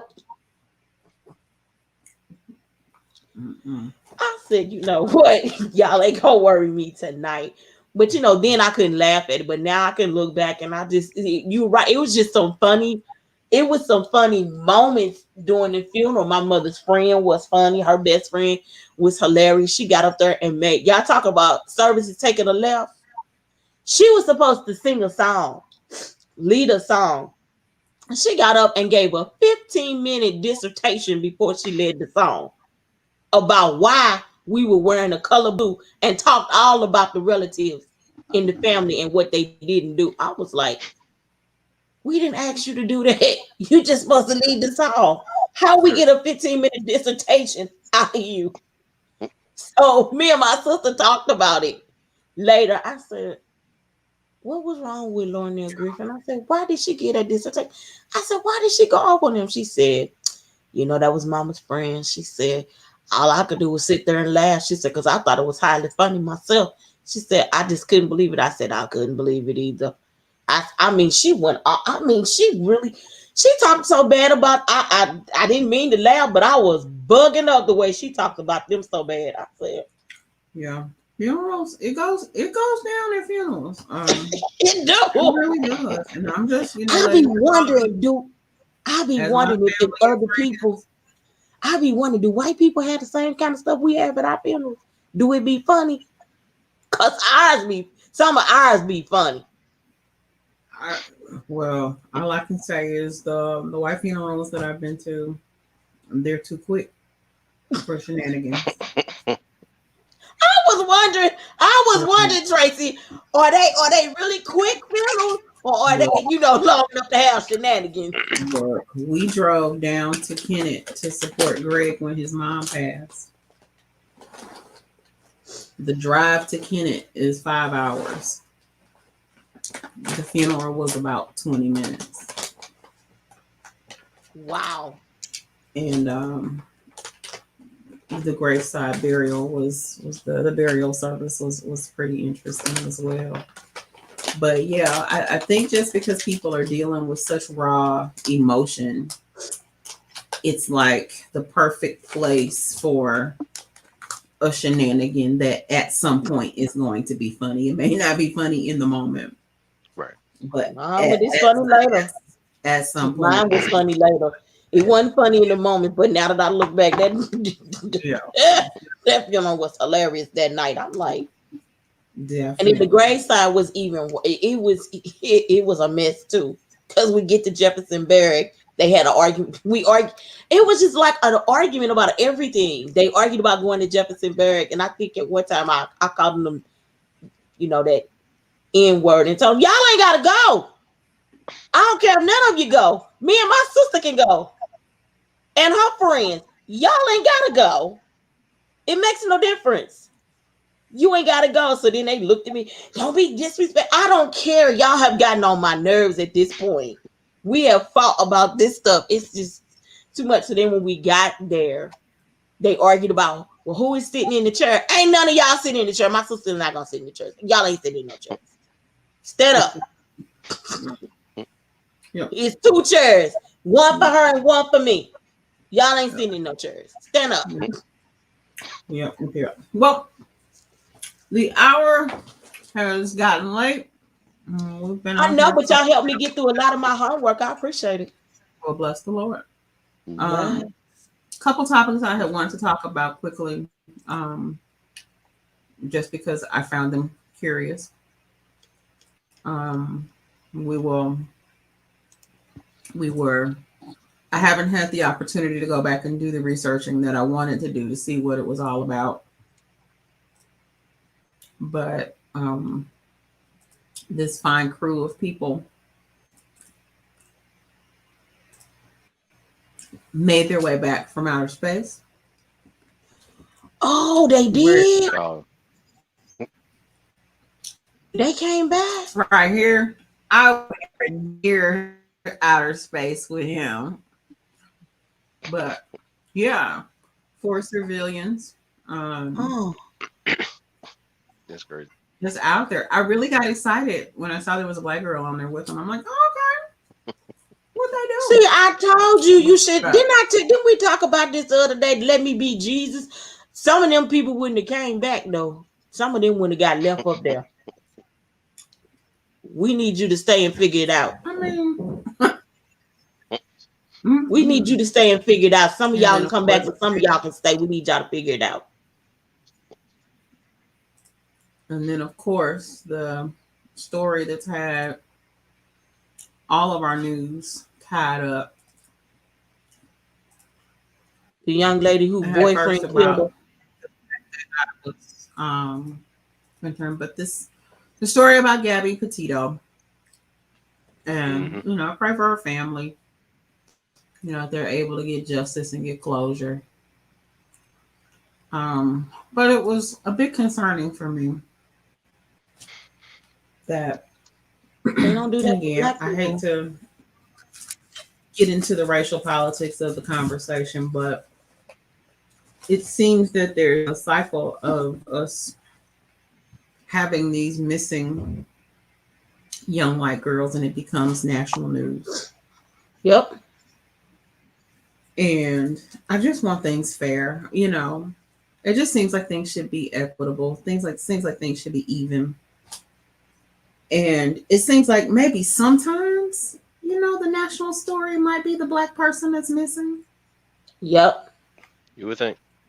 You would think so. Yeah. I saw a story yesterday about a young black man. He's like 22 years old. He's a geologist. They found his car off the road. And the police determined that since his phone and his personal effects were still in the car, that they don't believe that it's, you know, they don't believe that there was anything to follow up on. Yeah. And I'm like, the young man's whole car, I shared it on the check-in page. And I'm like, the young man's whole car is out there off the road. There's nobody. Right. There's nobody. And they're not helping with the investigation. The dad actually ended up having to hire a private investigator. And those kind of stories are happening out there with black people, young and old, and we don't get the same attention paid to those stories. And I've been trying to figure out, like, you know, is lady like connected to, you know, somebody, you know, somebody that the world should be talking about. Yeah. And it's like, you know, not that, you know, a celebrity's loved one is more important, but you could kind of understand what made her being missing more newsworthy than anything else. It concerned me, you know, that her being missing and how it's been dramatized was a bigger story than how these Haitian immigrants have been treated. Again, I've been praying for Afghanistan. Lord, get everybody out of Afghanistan that want to come out of Afghanistan. But we sent planes to Afghanistan to get people out of Afghanistan and bring them to America as refugees. And these Haitian people, if they're not dealing with political persecution, their whole prime minister got killed. Right. On top of recovering from a disaster. Shipping them back. And we don't have a plan other than send them back. I know America is only so big, but America is so big. Right. And has the ability to be good to people, but it seems like there's just this trend that when it's Black people, it's a problem. Yep. And our issues with Haitians goes way back. I recall when I was young, there being a situation where we had Cuban immigrants coming to America on whatever they could find to float. They were floating and coming. And the same thing was happening with Haitians. And I recall a situation where these Haitians were turned back and the people ended up dying. Yep, sure did. And yet we were not very long later, the nation is held captive, with our concern for young Elian Gonzalez, who again, I believe America was founded on those kind of things. I'm over people talking about America being founded on Christian principles because, again, we were dealing one with slave owners. Hello. Two, America was founded on rebellion, and it's why we deal with the things that we deal with. Hello. It's what we do. I reluctantly bring up a story about a post that one of my former church members shared. Young lady who I used to go to church with many, many, many years ago. And she shared this post from a friend of hers talking about the Bill of Rights gives us permission to overthrow the government if we believe the government isn't just.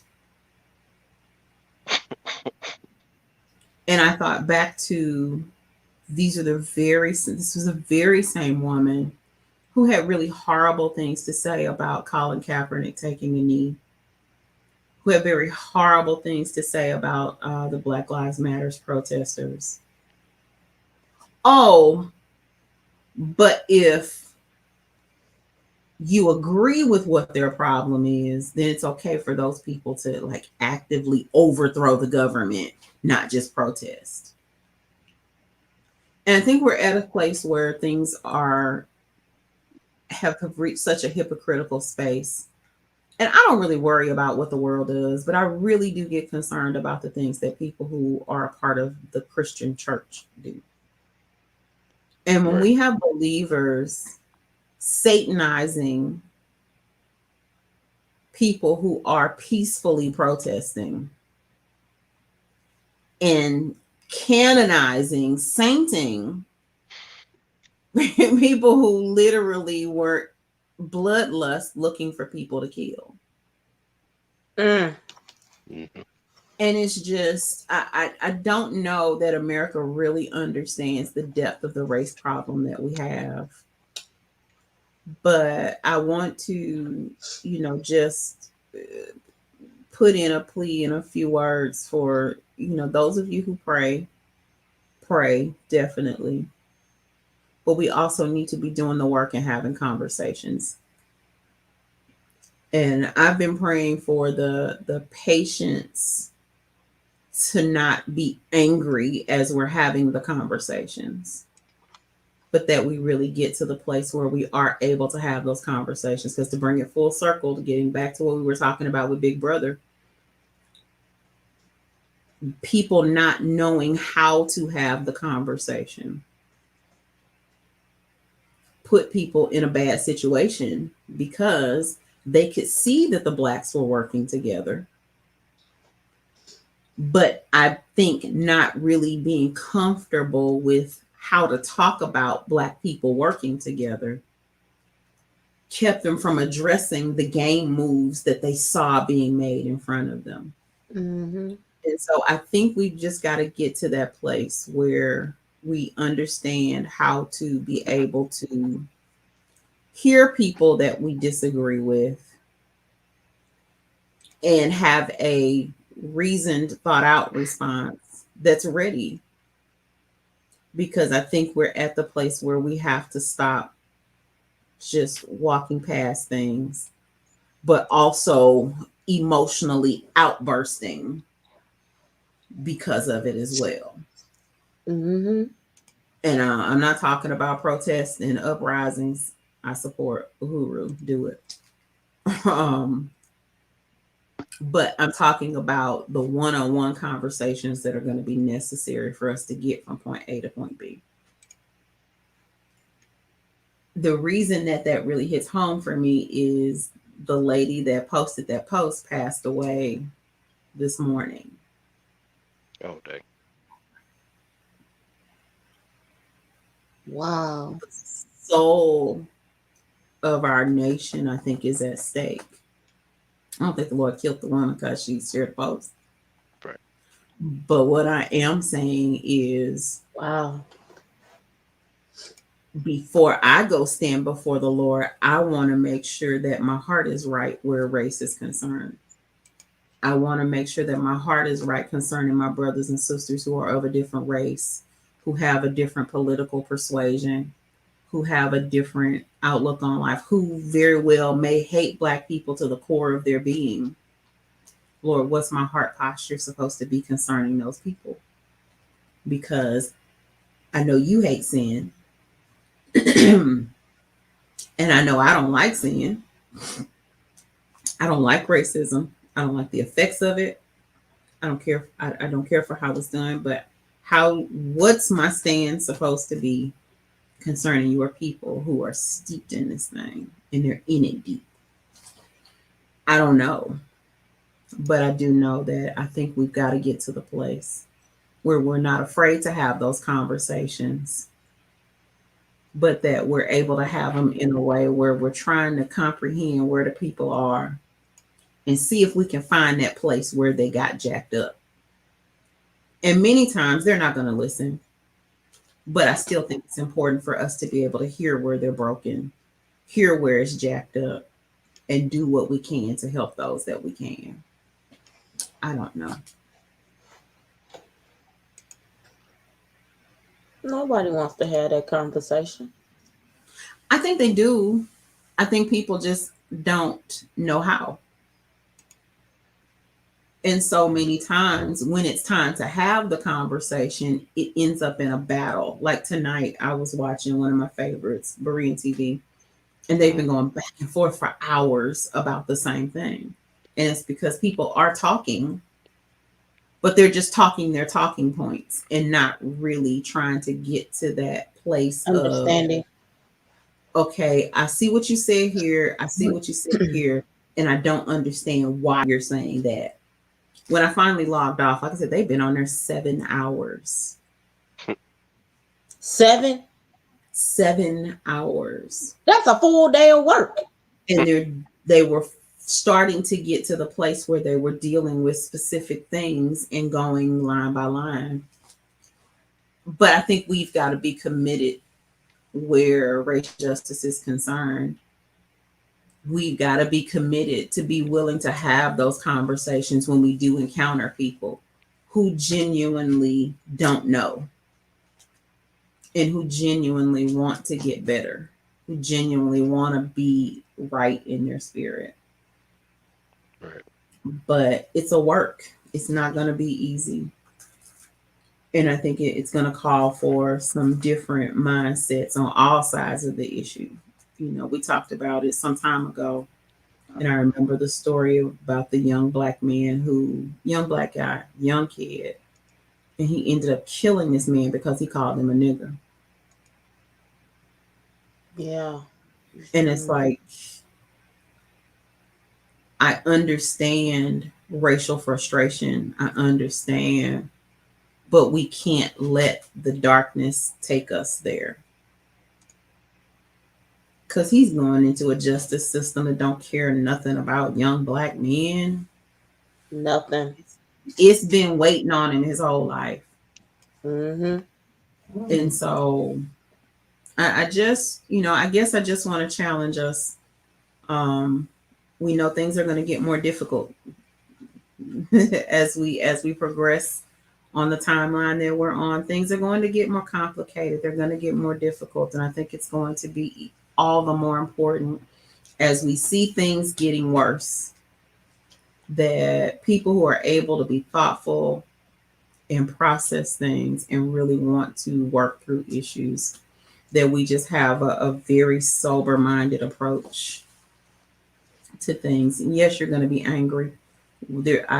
Yes, things are going to bother us, but we've got to, I think, help each other through those moments so that we're able to have those conversations. And if at the end of the day we're not able to agree, we're simply not able to agree or come to a consensus. But I think we do have to work at it and try. I'm trying right now to educate myself where critical race theory is concerned, because I've heard so much against it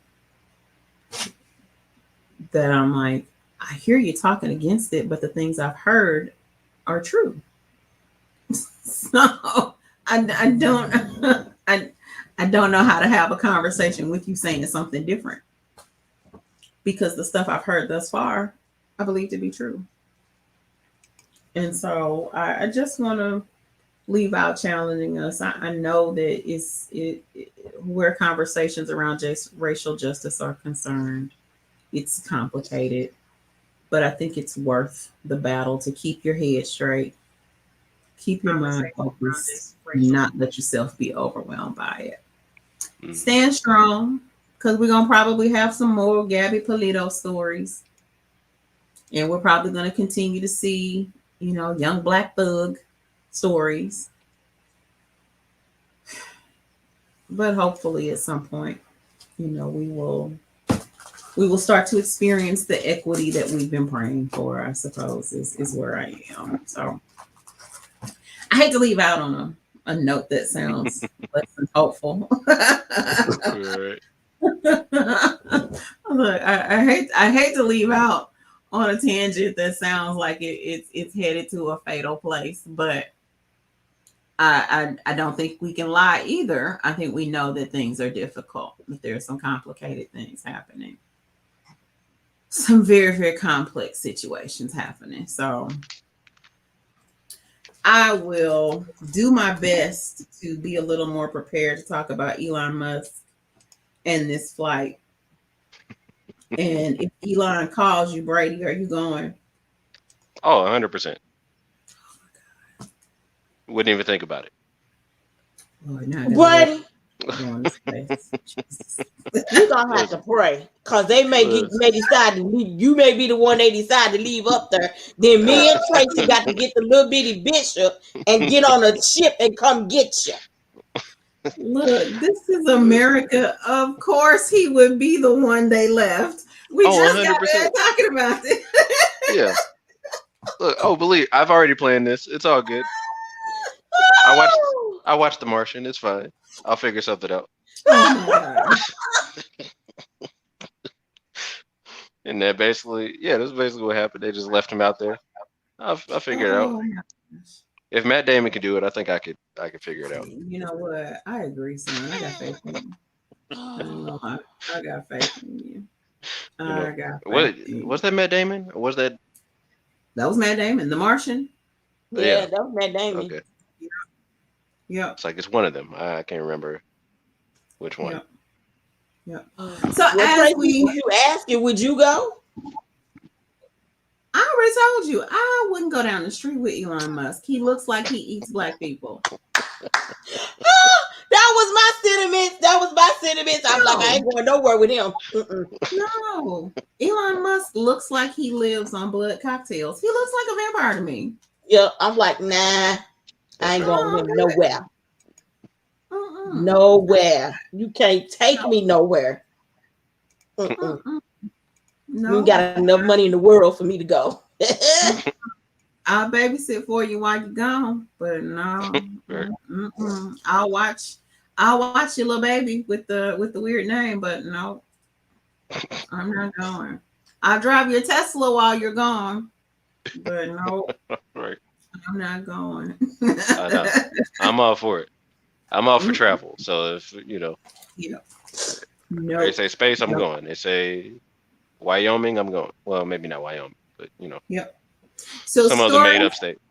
So stories to keep your eyes on for next week. Donald Trump sues his niece Mary Trump over disclosure of his tax documents.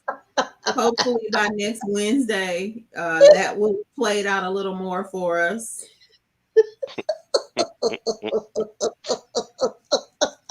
That's great. I'm sorry, I don't mean to laugh, but that's hilarious to me. Apparently there's a oh no, I don't even talk about that. Yeah. So yeah, that's one of the things I'll be keeping my eye on. Football season is progressing nicely. Maybe we can cover a few NFL things. I was surprised to see people are still out here protesting and not watching the NFL. Are they really? Mm-hmm. Oh dang. Yeah, I didn't know. Not me either. Well, I'm sorry because I'm enjoying, child. Kaepernick and what's his name have been well paid by the NFL and have moved on with their lives. And y'all out here not watching the NFL.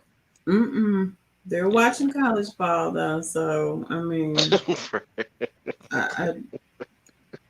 but that's consistent. If you got a problem with a rich black man taking a knee, then of course you would love watching some young black kids play for free. Right. Yeah, it's on brand. It makes sense to me. You know? I thought they had changed that though, Brady, to where the college athletes can now be paid for their endorsements and stuff. Right. Yeah, they get paid for their likeness, so they can sign autographs. They can be put in video games, stuff like that. But even then, well, they about to start watching college ball then, because the black people gonna get paid for that now. Oh, 100%. but it's even then it's gonna be interesting because then only the top couple percent of kids are actually gonna get money off of that. So it's not even like everybody's just making a bunch of money and Right. It's just they can make a couple $100 at a game or something like that. Right. Oh, well then they may be all right with that because they ain't making that much money. That's what I'm thinking. I don't know. We'll see. Well, let's see. That's one of the things I was looking at. Yeah. So maybe we'll talk about some football next week, and we'll see. I really want to talk about Kanye and Donda, but I don't want to belabor tonight. Maybe next week we'll talk about Who's Donda. that? I'm gonna just let you know. I thought the album was fire. Well, Kanye can do no wrong about that. Kanye's album that dedicated to his mom. Oh, I didn't know he had an album that he dedicated to his mom. Oh yeah. Oh, I had to go check that out. Oh, for sure. Yeah. So. I had to go check that out. Yeah, and so there's been a lot of really interesting discussion because the album, the downloads and streams have done really well, but it's a good project. I'm not mad at it at all. There's one track I won't listen to just because I won't support Marilyn Manson, but other than that, I'm a fan. I'm a fan. I'm happy for him. So is he better now that he divorced? I don't know that they're divorced yet. Yeah, I don't know that that's been finalized or anything. Oh. Yeah. I'm just happy she's not dating Van Jones. Woo, woo. I'm sorry. Van Jones. Side note. Let's see. So we'll talk about Donda, we'll talk about football. And Donald Trump suing Mary. I want to see how that goes, how that plays out. If we hear anything else, other than that, Brady Lewis, you got any events coming up this week that we can be on the lookout for? Yeah, we're playing at the Bistro Friday and Saturday, which should be dope. Doing a tribute to John Coltrane. Y'all playing this weekend? Mm-hmm. Lord, the weekend I can't come home. I'm missing my high school reunion and everything. Very, very cool. Well, I'll be performing on Shmule, the karaoke app. Great. Doing me and my late night enjoyables. I love that app so much. It's not even funny. Okay, where that's at? Were you gonna be on Facebook or something performing? Oh no, absolutely not. Oh, absolutely. Well, what you tell me for then? Cause it's a I can't be there to participate and enjoy it with you. Cause it's a comedy show. Tee hee. We're laughing. But I want to thank everybody who stopped in to visit with us. Pastor Demetrius, Minister Clamisha. I saw another little face dip in, but they didn't add any comments. So that's that. All of those who catch it on the replay, if you catch it all or catch a moment, I appreciate you sharing us out. We're going to be doing a relaunch in October of the site. So just be watching for information on that. Be doing a relaunch, soft relaunch on this and Christ is Our Culture. Setting a regular schedule so that you can know where we are, what we're doing, and when we're doing it. She doing a relaunch. To just kind of bring some order to those things and begin to move forward as we progress towards our podcast and radio show. I believe it is where we're going. Oh, yeah, I'm so excited. I'll be glad when y'all have it. Yeah. So we thank you all for sitting here with us as we learn, test out some things, try out some things, and see how it works. What format, timing, all of that good stuff. Thank y'all for hanging out with us late night because it's 1 o'clock in the morning almost, and I got to go to bed. Yeah, I got to go to bed too because I got to get up and go to work. Been talking all day and got choir rehearsal tomorrow, so I'm trying to save the voices. Save your voice, please. Save your voice. Minister Sonia, I know you got Intercessors Conference coming up. Everybody, please check out War Room Warriors Worldwide Prayer Ministry for more information on conference coming up in December. Pastor Demetrius, I know you got some music out. That Relax is my jam. I have not found that. Where is that? I have not found it. Just Shelter in the Time of Storm. What you say? Where is it at? I haven't found it so I can listen to it. I saw it on Facebook post. Okay, thanks. Then I also saw it looks like you dipped into your teaching as well on Due Season. I'm gonna check that out in the morning, Lord's will. Should the Lord tarry, if he don't crack the sky tonight. Well, excellent. You're doing a release on Friday. Okay, super cool. We will you doing a release on Friday? We will hopefully get a chance to talk then. That's maybe my baby birthday Friday. Woo woo. Trey. Oh man, Trey. Bless his heart. Yeah. I'm getting ready to go have me some popcorn and go to bed. So thank you all for hanging out with us. It's been a blessing. Thank you all for helping me. I appreciate it. Healthier late night snacks. Mm-hmm. Lightly salted pistachios. Fantastic. Brady, I'm trying to finish these grapes. Oh, from the crunchy grapes, yeah. Yes. But I think I'm just gonna have some popcorn. Call it a night. So y'all be blessed. Love you. Appreciate you. This has been another installation of the check-in. Check on your people. That's all we ever really be trying to encourage you to do. Is call and talk to your folks. See how they doing. Have some fun conversation. Don't talk about COVID at all. Right. Exactly. At all. And have a good time. As we started out, is what I'm gonna close with. Churches are back open. Get on back to church. Mm-hmm. Talk to y'all later.